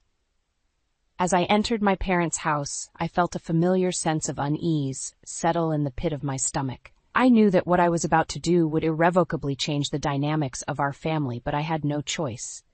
Elliot's betrayal had to be brought to light. I found my parents in the living room, nervously waiting for me. The air was thick with tension, and I could see the worry etched on their faces. "Lena, honey, what's going on?" Mom asked, her voice trembling. "Is everything all right?" I took a deep breath and sat down across from them, the stack of evidence in my lap. "Mom, Dad, I'm afraid it's not. I've gathered some information about Elliot's actions, and it's not good." Dad's brow furrowed, and he leaned forward, his eyes narrowing. "What are you talking about, Lena?" I steeled myself, knowing that the next few moments would be devastating. "I've been doing some digging, and I've uncovered proof that Elliot has been stealing from your retirement account." The room fell silent, the only sound being Mom's sharp intake of breath. I watched as the color drained from their faces, and a look of horror and betrayal replaced their expressions. "That can't be true," Mom whispered, her voice laced with disbelief. "Our own son." I nodded solemnly, placing the stack of documents on the coffee table. "I'm afraid it is, Mom. I have bank statements, receipts, and emails that all point to Elliot embezzling a substantial amount of money from your savings." Dad's hands clenched into fists, his knuckles turning white. "How could he do this to us, after everything we've done for him?" Before I could respond, Elliot burst into the room, his face flushed with anger. "What the hell is going on here?" he demanded, his gaze darting between my parents and the evidence on the table. I stood up, my voice steady and unwavering. "We're having a family meeting, Elliot. It's time to come clean about what you've been doing." Elliot's eyes widened, and he shook his head vehemently. "I don't know what you're talking about, Lena. This is all a misunderstanding. Don't give me that, Elliot, I snapped, cutting him off. I have the proof right here. You've been stealing from Mom and Dad's retirement account for months, and we all know it. Mom let out a strangled sob, and Dad reached out to comfort her, his own eyes glistening with unshed tears. It's true, isn't it, Elliot? Dad's voice was low and trembling with a barely contained rage. You've been betraying our trust and taking our hard-earned money for your own selfish reasons. Elliot's gaze darted around the room, his bravado crumbling. I don't know what to say. I didn't mean for it to go this far. Didn't mean for it to go this far? I scoffed, my anger boiling over. You've stolen over $150,000 from them, Elliot. How could you do this to your own family? Elliot's face contorted with a mix of fear and desperation. I needed the money, okay? My gambling debts were piling up, and I had no other choice. Dad's eyes widened, and he rose from his seat, his entire body trembling with rage. Gambling debts? So you betrayed us to feed your addiction? Elliot opened his mouth to speak, but Dad cut him off, his voice laced with a barely contained fury. Get out of this house, Elliot. I don't ever want to see your face again. Mom let out a heartbroken cry, burying her face in her hands. I felt my own heart shatter, watching the pain and betrayal etched on my parents' faces. The room fell silent, save for Mom's muffled sobs. I knew that our family would never be the same after this, and I couldn't help but wonder if we would ever be able to heal the wounds that Elliot had inflicted. The aftermath of our family meeting was nothing short of devastating. My parents were devastated, their trust shattered by Elliot's betrayal. Mom had locked herself in her room, her sobs echoing through the house, while Dad paced the living room, his fists clenched in anger. As for Elliot, he had been ordered to leave, his protests falling on deaf ears. I knew that the confrontation had taken a toll on him as well, but in that moment I felt no sympathy. He had brought this upon himself, and now he had to face the consequences. A few days later, Elliot showed up at my doorstep, his expression a mix of desperation and defiance. Lena, we need to talk, he said, his voice strained. I crossed my arms, my gaze unwavering. I'm listening. Look, I know what I did was wrong, okay? He ran a hand through his hair, his frustration palpable. But you have to understand, I was backed into a corner. I needed that money to pay off my debts. Spare me the excuses, Elliot, I snapped. You betrayed our family for your own selfish reasons, and now you have to face the consequences. Please, Lena, he pleaded, his eyes desperate. I'm begging you, don't turn me in. I'll do anything to make this right. I shook my head, my resolve firm. It's too late for that, Elliot. You've already done too much damage. I'll pay it back, I swear, he exclaimed, his voice rising in desperation. Just give me some time, and I'll return every single penny. I scoffed, my patience wearing thin. And how exactly do you plan to do that, Elliot? From what I know, your gambling debts have put you in a financial hole that you can't possibly dig yourself out of. Elliot's face twisted with frustration. I'll figure something out, okay? Just please, Lena, don't tell Mom and Dad. That's not going to happen, Elliot, I said, my voice steady. They deserve to know the truth, and you need to face the consequences of your actions. Consequences? He laughed, a bitter, hollow sound. You have no idea what kind of consequences I'm facing, Lena. If word gets out about this, I'll lose everything, my job, my apartment, my entire life. I felt a twinge of pity for him, but I quickly pushed it aside. That's not my problem, Elliot. You made your choice, and now you have to live with it. Lena, please, he begged, his eyes pleading with me. I'm begging you, don't do this to me. I'll do anything, just name your price. I shook my head, my resolve unwavering. There's no price, Elliot. This isn't about money, it's about trust and integrity. You've betrayed our family, and that's not something that can be bought. Elliot's face fell, and for a moment I saw a glimmer of true remorse in his eyes. So what happens now? He asked, his voice barely above a whisper. I took a deep breath, steeling myself for what I was about to say. You have two choices, Elliot. Either you return every single penny you've stolen and seek help for your gambling addiction, or I'll have no choice but to turn you in to the authorities. Elliot's eyes widened, and he shook his head frantically. You can't be serious, Lena. That's not an option. It is now, I said, my voice firm. You've put us all through enough, Elliot. It's time for you to make amends or face the consequences of your actions. Elliot stared at me, his face a mask of despair. I knew that I was asking a lot of him, but after everything he had done, I couldn't bring myself to offer him any other choice. The silence stretched on, and I could see the wheels turning in Elliot's mind as he weighed his options. Finally, he let out a defeated sigh. "All right, Lena, I'll do it. I'll pay back every last penny and I'll get help for my addiction." I nodded, relief and a twinge of sadness washing over me. "Good. I hope you mean that, Elliot, because if you don't, there will be no turning back." With that, I closed the door, leaving Elliot to grapple with the weight of his choices. I knew that the road ahead would be a long and difficult one, but I was determined to see it through, no matter the cost. In the weeks that followed our confrontation, Elliot's situation quickly spiraled out of control. As he struggled to come up with the money to repay our parents, his creditors began to close in, demanding the payment of his outstanding gambling debts. I watched from a distance as Elliot's desperation grew, his once confident demeanor replaced by a nervous, erratic behavior. He would show up at our parents' house unannounced, pleading with them to reconsider their decision, but they remained steadfast in their refusal to forgive him. One day, as I was running errands, I ran into Elliot on the street. His appearance was disheveled and his eyes were wild with a mixture of fear and fury. "Lena, thank God I found you," he said, his voice trembling. "You have to help me. I'm in serious trouble." I regarded him with a wary expression, crossing my arms. "What's going on, Elliot?" "My creditors. They're closing in on me," he said, his words spilling out in a frantic rush. "They're threatening to ruin me, Lena. I need that money from Mom and Dad, and I need it now." I shook my head, my resolve unwavering. "I told you, Elliot, the only way to make this right is to pay back every single penny you stole and get help for your addiction." "But I don't have that kind of money, Lena," he exclaimed, his voice rising in desperation. "I'm barely scraping by as it is. If I don't come up with something soon, they're going to destroy me." "That's not my problem, Elliot," I said, my tone firm.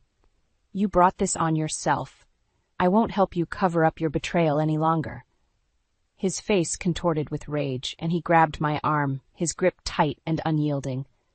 "You have to help me, Lena. I'm your brother, for God's sake.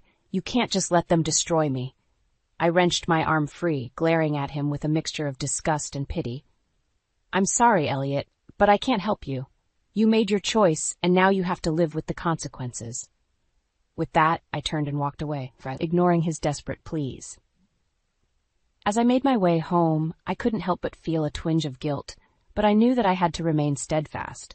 Elliot had brought this upon himself, and I couldn't allow him to drag our family down with him.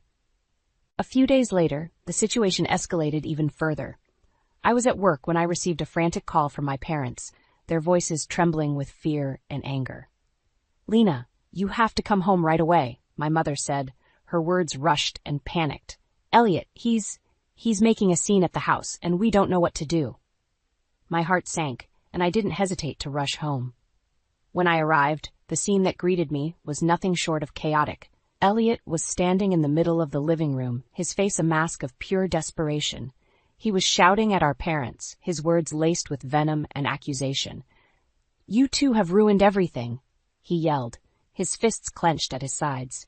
"If it wasn't for you and your holier-than-thou attitudes, I wouldn't be in this mess." Mom was huddled on the couch, her face streaked with tears, while Dad stood in front of her, his expression a mix of fear and fury. "Elliot, calm down and listen to reason," Dad said, his voice low and steady, but I could hear the underlying tremor. "Reason," Elliot scoffed, his eyes wild. "There is no reason here, only your stupid, selfish demands. You two have never understood me, and now you're going to pay for it." I stepped forward, my own anger rising to the surface. "Elliot, stop this right now. You're only making things worse." He whirled around, his gaze locking onto mine. "Worse? Lena, you have no idea how bad things are. If I don't come up with the money, they're going to ruin me, and it's all your fault." I felt a chill run down my spine at the sheer desperation in his voice. "Elliot, this isn't about me or our parents. This is about the choices you made and the consequences you have to face." "Consequences?" he spat, his voice dripping with venom. "You have no idea what consequences I'm facing, Lena. If I don't find a way to pay off my debts, they're going to destroy me, and I'm not going down alone." Before I could react, Elliot lunged forward, his hands outstretched towards our parents. I felt a surge of panic, and without thinking, I stepped in front of them, shielding them from his attack. The room erupted into chaos, with my parents' cries of fear and Elliot's desperate shouts filling the air. In the midst of the commotion, I knew that our family had been irrevocably torn apart, and the consequences of Elliot's actions were only just beginning to unfold. In the aftermath of Elliot's outburst, our family was left shaken and traumatized. Mom and Dad were distraught, their trust in their own son completely shattered. As for Elliot, he had retreated, realizing that his desperate attempt to manipulate the situation had only pushed us further away. I knew that something had to be done, not just to protect my parents, but to ensure that Elliot faced the full consequences of his actions. I couldn't allow him to continue evading responsibility, and I was determined to put an end to his deceit once and for all. That's when I turned to my friend Max for help. I explained the situation to him, detailing the escalating confrontations and Elliot's growing desperation. "I need to find a way to get the stolen money back, Max," I told him, my voice laced with determination. "And I need to do it in a way that ensures Elliot can't wriggle his way out of it." Max listened intently, his brow furrowed in thought. "Well, it sounds like Elliot is backed into a corner. His creditors are closing in, and he's running out of options." I nodded, a plan already forming in my mind. "Exactly, and that's exactly what we're going to use against him." Over the next few weeks, Max and I worked tirelessly, meticulously crafting a scheme that would lure Elliot in and trap him once and for all. We created a fake investment opportunity, one that would appeal to his desperation and greed. "This has to be airtight, Max," I said as we finalized the details. "Elliot is cunning, and he won't fall for just any trap." "Don't worry, Lena," Max reassured me. "I've covered every angle. This is going to work." The day finally came when we put our plan into motion. I reached out to Elliot, painting a picture of a lucrative investment opportunity that could solve all of his problems. "Elliot, I think I've found a way for you to get the money you need," I told him, my voice laced with false optimism. He was immediately intrigued, his eyes widening with a glimmer of hope. "What are you talking about, Lena?"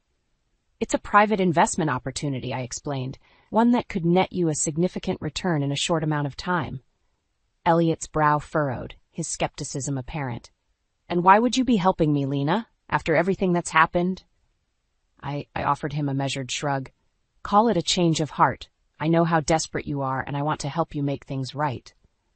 He studied me for a moment, his eyes narrowed, but the temptation was clearly too strong to resist. "All right, Lena, I'm listening." Over the next few days, we meticulously guided Elliot through the investment process, feeding him just enough information to keep him hooked. He was desperate, and his greed blinded him to the obvious red flags. Finally, the day of the investment arrived. Elliot showed up at the designated location, a stack of cash in hand, ready to seal the deal. But as he handed over the money, the doors burst open, and a team of police officers swarmed the room, swiftly apprehending him. Elliot's face contorted with shock and terror as the reality of the situation dawned on him. "What is this? Lena, what have you done?" I stepped forward, my expression cold and unyielding. "What I should have done a long time ago, Elliot. You're under arrest for theft, fraud, and embezzlement." As the officers led a bewildered and defeated Elliot away, I felt a sense of relief wash over me. Justice had been served, and my parents' hard-earned savings had been reclaimed. It was a bittersweet victory, however, as I knew that the damage to our family would not be easily repaired. But in that moment, I knew that I had done what was necessary to protect my parents and hold Elliot accountable for his actions. The road ahead would be long and difficult, but I was determined to see it through, no matter the cost. In the aftermath of Elliot's arrest, our family was left to pick up the pieces. The betrayal and heartbreak he had inflicted upon us was a wound that would take time to heal, if it ever did. As I sat with my parents in the living room, the silence between us was palpable. Mom's eyes were red from crying, while Dad stared ahead, his brow furrowed in a mix of anger and disappointment. "I just can't believe it, Lena," Mom finally said, her voice barely above a whisper. "How could he do this to us?" I reached out and squeezed her hand, trying to offer some comfort. "I know, Mom. It's not something any of us could have ever imagined. Dad shook his head, a heavy sigh escaping his lips. We trusted him, Lena.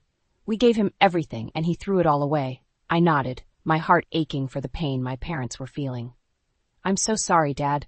I wish I could have done more to stop him before it got to this point. No, honey, Mom said, her hand grasping mine tightly. You did the right thing. We're grateful you were able to uncover the truth and protect what we've worked so hard for. I felt a bittersweet sense of relief at her words, but I knew the road ahead would not be an easy one. What happens now? I asked, my gaze shifting between them. Dad let out a heavy sigh. Well, Elliot will have to face the consequences of his actions. The authorities have informed us that he's been charged with theft, fraud, and embezzlement. I winced, the gravity of the situation sinking in. And after that? We're not sure yet, Mom admitted, her voice tinged with uncertainty. We've been informed that he'll have the option to enter a rehabilitation program for his gambling addiction, but beyond that, it's all up to him. I nodded, understanding the implication. And what about our family? Dad reached out and placed a hand on my shoulder, his eyes conveying a mix of sorrow and resolve. We'll take it one day at a time, Lena. This has been a betrayal like no other, and it will take time for us to heal. But we're still a family, and we'll get through this together. I felt a lump form in my throat, and I couldn't help but pull both my parents into a tight embrace. In that moment, I was reminded of the unbreakable bonds that tied us together, and the strength we would need to overcome this ordeal. As the days turned into weeks, Elliot's case slowly made its way through the legal system. While he initially fought the charges, he eventually realized the futility of his efforts and agreed to a plea bargain. In exchange for a reduced sentence, he would be required to repay the full amount he had stolen from our parents' retirement account and seek treatment for his gambling addiction. It was a bittersweet victory, but one that offered a glimmer of hope for the future.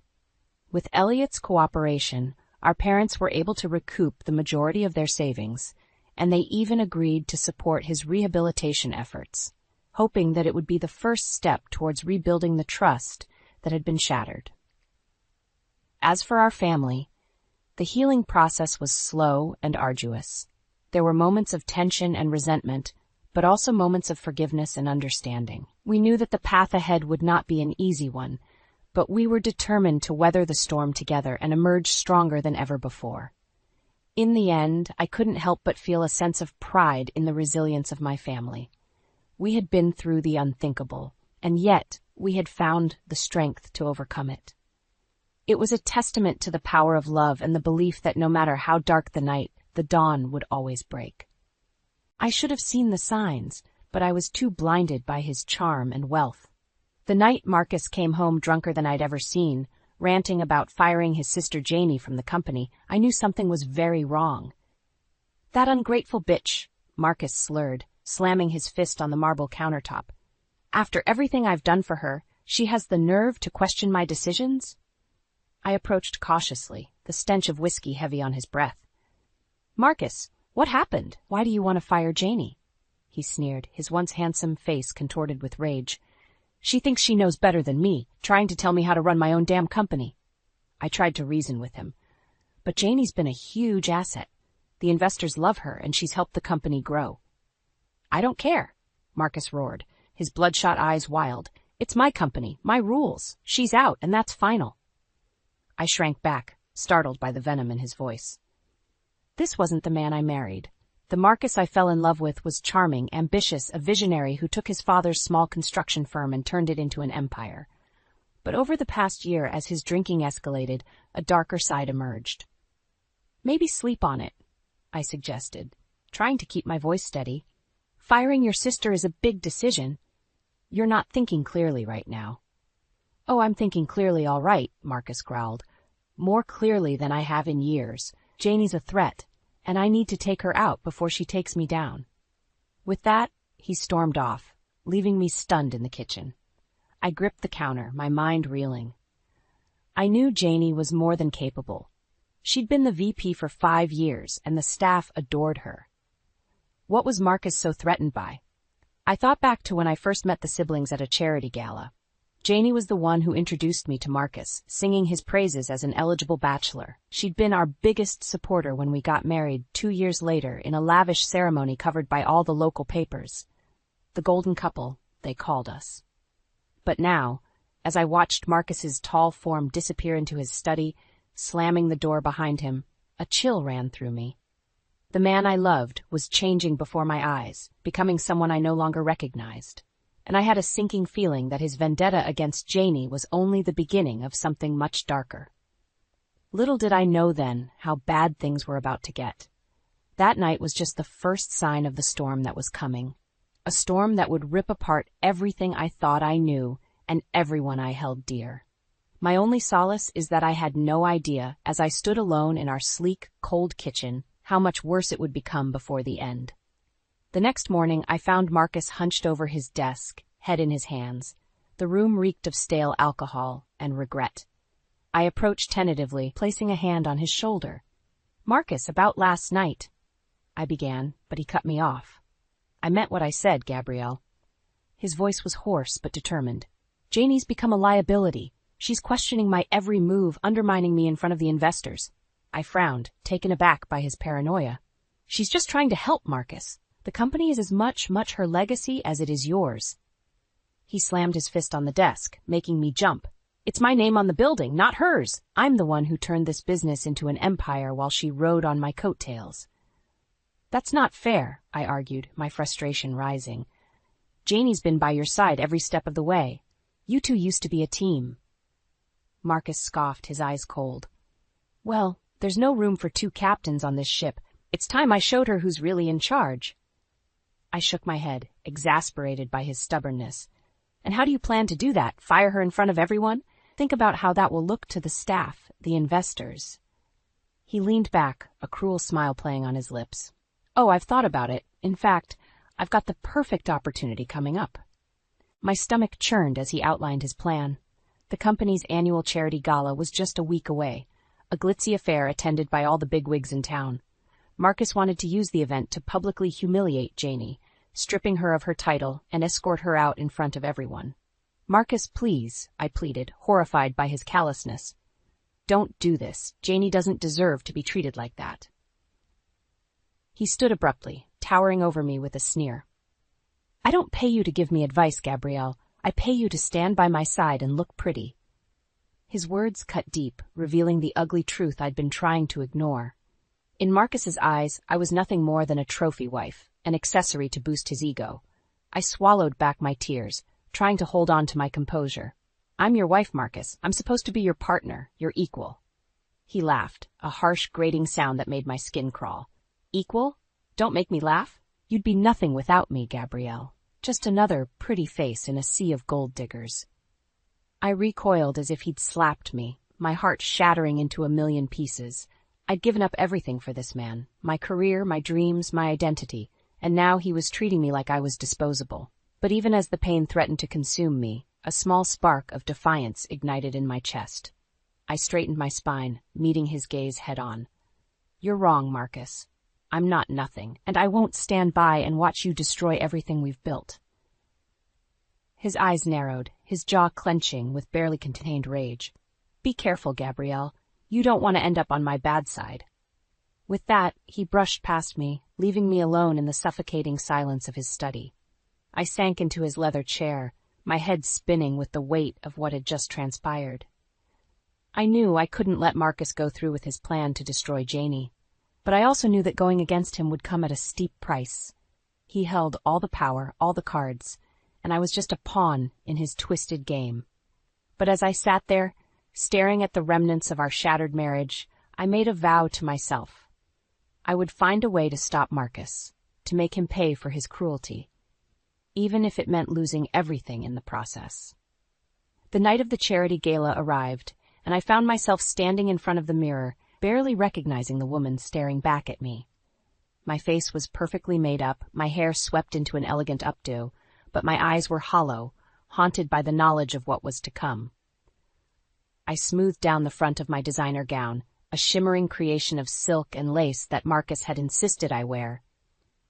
"You need to look the part," he'd said, his tone brooking no argument. I won't have my wife embarrassing me in front of the who's who of the city. I took a deep breath, steeling myself for the performance of a lifetime. I had to play the role of the dutiful spouse, the picture-perfect accessory to Marcus's success. Even as my heart screamed in protest, I pasted on a smile and made my way downstairs. The ballroom was a sea of glittering jewels and expensive suits, the air thick with the scent of money and power. I spotted Janie across the room, radiant in a deep blue gown, her head thrown back in laughter as she chatted with a group of investors. My heart clenched at the sight of her, so unaware of the humiliation that awaited her.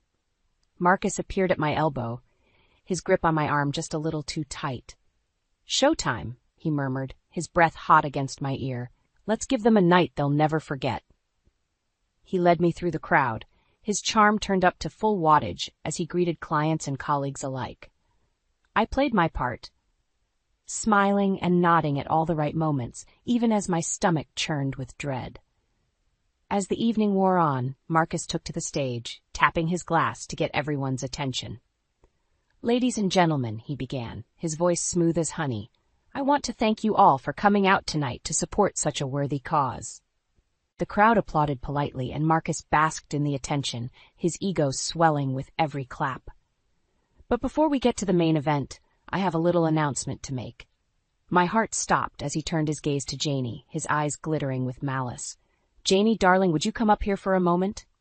Janie looked confused but made her way to the stage, her smile faltering as she took in Marcus's expression. "What's going on, Marcus?" she asked, her voice barely above a whisper. "Oh, nothing much," he said, his tone dripping with false sincerity.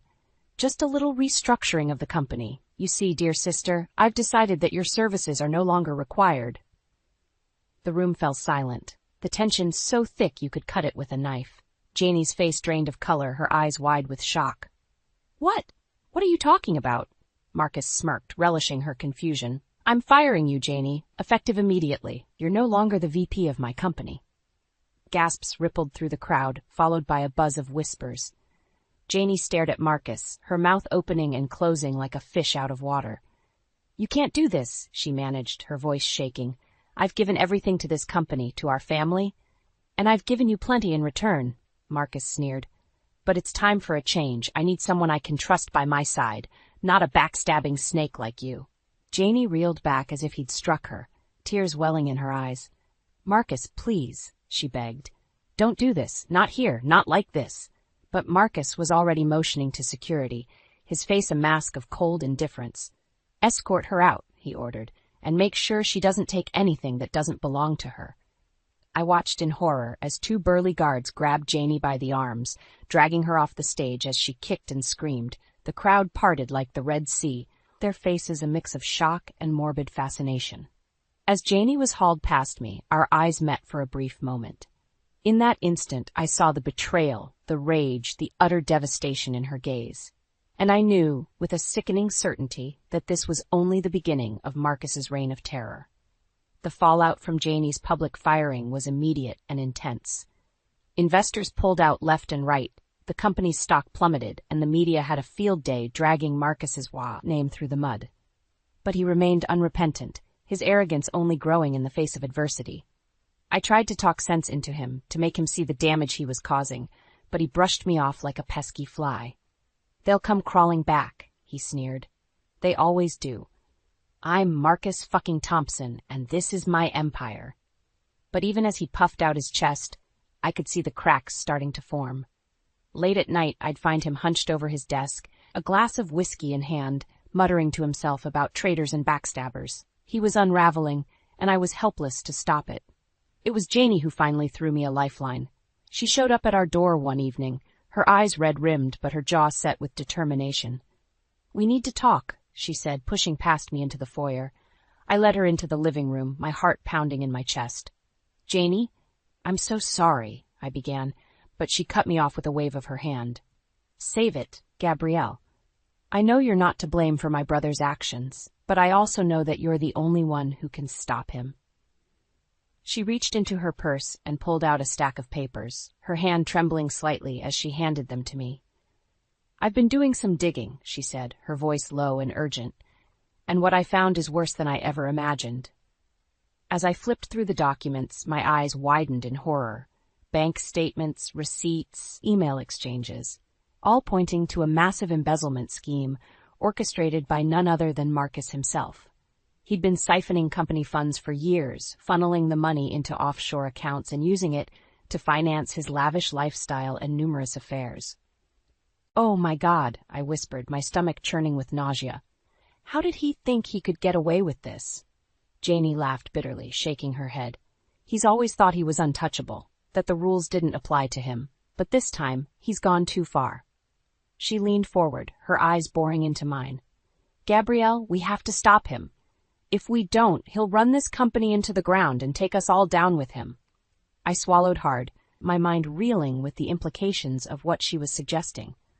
"What do you want me to do?" Janie's lips curved into a small, sad smile. "I need you to be my eyes and ears inside the company. Help me gather more evidence, rally the investors to our side. We have to build a case against him, one so airtight that even he can't wriggle out of it." I hesitated, torn between my loyalty to my husband and my disgust at his actions. But as I looked at Janie, saw the desperation and determination in her eyes, I knew I couldn't turn my back on her. Not again. "I'll do it," I said, my voice barely above a whisper. "I'll help you take him down." Janie nodded, relief washing over her face. "Thank you, Gabrielle. I know this can't be easy for you, but trust me, it's the right thing to do." As she stood to leave, she paused, her hand on the doorknob. "One more thing," she said, her tone turning ominous. "Be careful. If Marcus finds out what we're doing, there's no telling what he'll do." I nodded, a chill running down my spine at the thought of Marcus's wrath. But as I watched Janie disappear into the night, I felt a flicker of hope ignite in my chest. For the first time in months, I had a purpose, a reason to fight, and I would see it through to the end, no matter the cost. Over the next few weeks, I became a double agent in my own home. By day, I played the role of the dutiful wife, attending charity luncheons and smiling for the cameras. But by night, I pored over financial records and email trails, gathering evidence of Marcus's misdeeds. It wasn't easy, living a lie. Every time Marcus touched me, every time he whispered sweet nothings in my ear, I had to fight back the urge to recoil in disgust. But I knew I had to keep up the charade, for Janie's sake, and for my own. As the evidence mounted, so did my resolve. I couldn't believe the depth of Marcus's betrayal, the sheer audacity of his crimes. He'd been stealing from his own company, his own family, for years, all to fund his depraved lifestyle. But what sickened me most was the discovery of his mistress. Her name was Alicia, and she was a young, beautiful model with a penchant for designer handbags and exotic vacations. Marcus had been showering her with gifts and attention, all while neglecting his own wife and business. I confronted him one night, after a particularly grueling day of playing the perfect spouse. He was in his study, as usual, a glass of scotch in hand and a smirk on his face. "We need to talk," I said, my voice trembling with barely contained rage. He raised an eyebrow, his eyes glinting with amusement. "Oh, and what about, my dear?" I threw the stack of papers on his desk, watching as his smirk faltered. "About this. About your embezzlement, your affairs, your lies." For a moment he looked stunned, his mouth opening and closing like a fish out of water. But then his face hardened, his eyes turning cold and calculating. "I don't know what you're talking about," he said, his voice low and dangerous. "But I suggest you drop this nonsense before you get yourself into trouble." I laughed, a harsh, bitter sound that echoed through the room. "Trouble? You're the one in trouble, Marcus. I have proof of everything, and I'm not afraid to use it." He stood up, his fists clenched at his sides. "You wouldn't dare. You're nothing without me, Gabrielle. Just a pretty face with an empty head." I smiled, a slow, cruel smile that I hardly recognized as my own. "That's where you're wrong, Marcus. I'm not nothing. I'm the woman who's going to destroy you." He lunged at me then, his hands wrapping around my throat. I gasped for air, my vision blurring as he squeezed tighter and tighter. But even as I struggled against his grip, I felt a strange sense of calm wash over me. With my free hand, I reached into my pocket and pulled out my phone, hitting the record button. "Go ahead," I choked out, my voice raspy and strained. "Kill me. But know that everything you say and do from this moment on will be used against you in a court of law." His eyes widened, his grip loosening just enough for me to break free. I stumbled back, rubbing my bruised neck as I held up my phone. "You're finished, Marcus," I said, my voice shaking with adrenaline. "I have all the evidence I need to send you to prison for a very long time." He stared at me, his face a mask of rage and disbelief. "You fucking bitch," he snarled. "You'll pay for this. I'll make sure of it." But I just smiled, a triumphant, defiant smile that lit up my whole face. "No, Marcus, you're the one who's going to pay, and I'm going to enjoy every second of watching you fall." With that, I turned on my heel and walked out of the room, my head held high and my heart pounding with exhilaration. For the first time in years, I felt alive, empowered, free, and I knew that no matter what happened next, I would never let anyone take that feeling away from me again. The day of the board meeting dawned bright and clear, a stark contrast to the storm brewing inside me. I dressed carefully, choosing a sleek black suit that radiated power and confidence. I was ready for battle, armed with the truth and a determination to see justice served. Janie met me outside the boardroom, her face a mask of grim resolve. "Are you ready for this?" she asked, her voice low and urgent. I nodded, my jaw set with determination. "Let's do this." We entered the room together, a united front against the man who had wronged us both. Marcus sat at the head of the table, his face a picture of arrogance and entitlement. He smirked as we took our seats, his eyes glinting with malice. "Well, well, well," he drawled. "If it isn't my two favorite ladies, to what do I owe the pleasure?" Janie stood up, her voice ringing out clear and strong. "We're here to present evidence of your illegal activities, Marcus. Embezzlement, fraud, abuse of power. We have proof of it all." The room erupted into chaos, voices rising in shock and disbelief.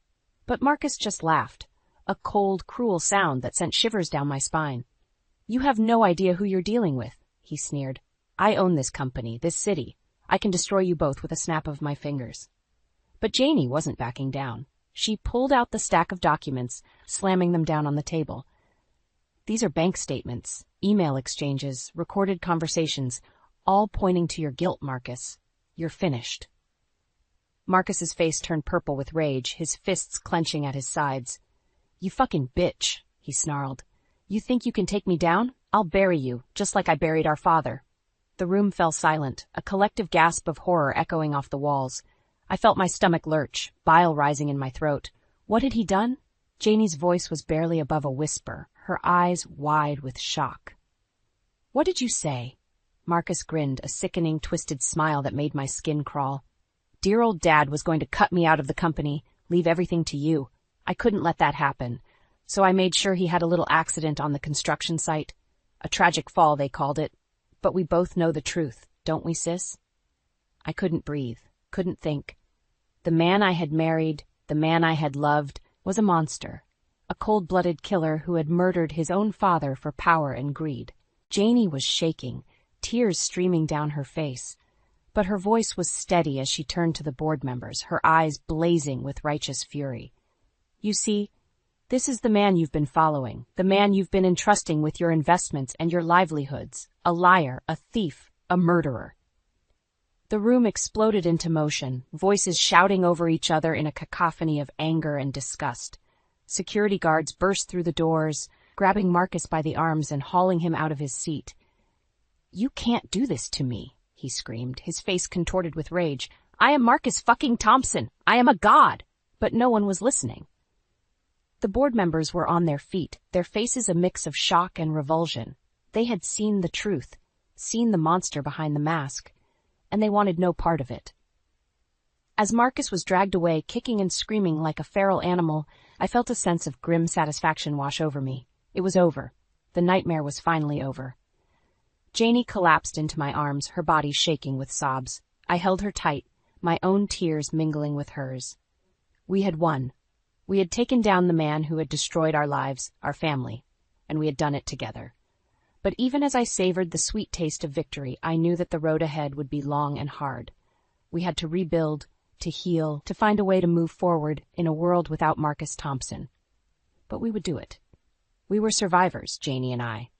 And nothing, not even the darkest of demons, could keep us down for long. The aftermath of Marcus's downfall was a whirlwind of chaos and confusion. The media descended on the company like vultures, picking apart every sordid detail of his crimes. Investors pulled out in droves, the stock price plummeting to an all-time low. But amidst the turmoil, Janie emerged as a beacon of hope. She stepped up to the plate, taking over as interim CEO and working tirelessly to salvage what was left of the company. And to my surprise, she asked me to be by her side to help her navigate the treacherous waters ahead. "I know we haven't always seen eye to eye," she said, her voice soft and sincere. "But I've seen the strength in you, Gabrielle, the courage and the resilience. I need someone like you on my team, someone I can trust." I was taken aback by her offer, unsure of how to respond. But as I looked into her eyes, saw the genuine warmth and respect there, I knew that I couldn't refuse. "I'm in," I said, my voice firm and resolute. "Let's do this together." And so we did. We worked day and night, poring over financial reports and legal documents, meeting with investors and stakeholders to reassure them of our commitment to the company's future. It was grueling, thankless work, but we persevered, driven by a shared sense of purpose and determination. As the weeks turned into months, I watched Janie blossom into a true leader. She was tough but fair, decisive but compassionate. She had a way of inspiring people, of bringing out the best in them even in the darkest of times. And slowly but surely, the company began to recover. New investors came on board, drawn by Janie's vision and integrity. The stock price stabilized, then started to climb. We were turning a corner, building something new and better from the ashes of Marcus's reign. But even as we celebrated our successes, I couldn't shake the feeling of unease that lingered in the back of my mind. Marcus may have been gone, but his shadow still loomed large over everything we did. And then one day I received a letter. It was from Marcus, written from the prison where he was serving a life sentence for his crimes. I almost didn't open it, almost threw it away unopened, but something compelled me to read it, to see what he had to say. "My dearest Gabrielle," it began, the words dripping with false sincerity. "I hope this letter finds you well. I know we didn't part on the best of terms, but I want you to know that I forgive you. I understand why you did what you did, and I hold no grudges." I felt my blood boil as I read on, his words a twisted mix of manipulation and delusion. He talked about his plans for the future, about how he would be released on a technicality and take back what was rightfully his. He even had the audacity to suggest that we could be together again, that he could make me happy in ways that no one else could. I crumpled the letter in my fist, my heart pounding with rage and disgust. How dare he? How dare he try to worm his way back into my life, into my head? I had spent too long under his spell, too long believing his lies and excuses. I was done with him, done with the pain and the darkness he brought into my world. I marched into Janie's office, the letter clutched in my hand. She looked up at me, her brow furrowed with concern. "What's wrong?" she asked, her voice gentle and probing. I handed her the letter, watching as her face darkened with each line she read. When she finished, she looked up at me, her eyes blazing with anger and determination. "He's never getting out," she said, her voice low and fierce. "We'll make sure of it. He'll rot in that cell for the rest of his miserable life, and he'll never hurt anyone again." I nodded, my own resolve hardening like steel. We had come too far, fought too hard to let Marcus win. He may have been a monster, but we were the ones who had slain him, and we would keep slaying him, every day for the rest of our lives. 10 years later, I stood at the window of my corner office, looking out over the city's skyline. The view never failed to take my breath away, a testament to how far I had come since those dark days of betrayal and despair. Janie had kept her word, making me her right-hand woman as we rebuilt the company from the ground up. It hadn't been easy, but we had persevered, driven by a shared sense of purpose and a deep, unshakable bond. Now, as I surveyed the bustling streets below, I couldn't help but feel a sense of pride and accomplishment. We had done it. We had taken a broken, corrupted empire and transformed it into something beautiful, something good. A knock at the door startled me out of my reverie. I turned to see Janie standing there, a small, sad smile on her face. "Hey," she said softly. "You got a minute?" I nodded, gesturing for her to come in. She settled into the chair across from my desk, her eyes downcast and troubled. "What's wrong?" I asked, my heart clenching with concern. She sighed, running a hand through her hair. "It's Marcus. He's dead." I felt a jolt of shock run through me, followed by a strange, hollow feeling in the pit of my stomach. What happened? Overdose, Janie said, her voice flat and emotionless. They found him in his cell this morning. Apparently, he'd been hoarding his meds, saving them up for one last hurrah. I sat back in my chair, my mind reeling with the news. Marcus was gone. The man who had haunted my dreams, who had cast such a long, dark shadow over my life, was finally, irrevocably gone. I don't know how to feel, I admitted, my voice barely above a whisper. Part of me is relieved, but another part. I know, Janie said, reaching across the desk to take my hand. He was a monster, but he was still my brother, still the man you married. We sat in silence for a long moment, each lost in our own thoughts and memories. Finally, Janie spoke again, her voice soft but determined. I want you to come with me, she said, to the funeral. I looked up at her, my eyes wide with surprise. Are you sure? After everything he did? She nodded, her jaw set with resolve. We need closure, Gabrielle. We need to say goodbye, once and for all. And so a week later, we found ourselves standing at the edge of a windswept cemetery, watching as Marcus's casket was lowered into the ground. There were no mourners, no tearful eulogies, just the two of us, the only ones who had ever truly known the man behind the monster. As the last shovelful of dirt was thrown onto the grave, Janie turned to me, her eyes bright with unshed tears. It's over, she said, her voice thick with emotion. He can't hurt us anymore. I nodded, feeling a weight lift off my shoulders that I hadn't even known I was carrying. We're free. We walked out of the cemetery together, our heads held high and our hearts lighter than they had been in years. We had survived, Janie and I. We had taken the worst that life had thrown at us and come out the other side, stronger and more resilient than ever before. And as we drove back to the city, back to the life we had built together, I couldn't help but feel a sense of hope and possibility. The future was ours, and we would face it together, come what may. In the end, Marcus had been his own worst enemy. His greed, his cruelty, his arrogance, they had all come back to haunt him, to destroy him in the end. But Janie and I, we had something he could never take away from us. We had each other, and we had the strength and the courage to keep going no matter what. And that, I realized, was the greatest revenge of all.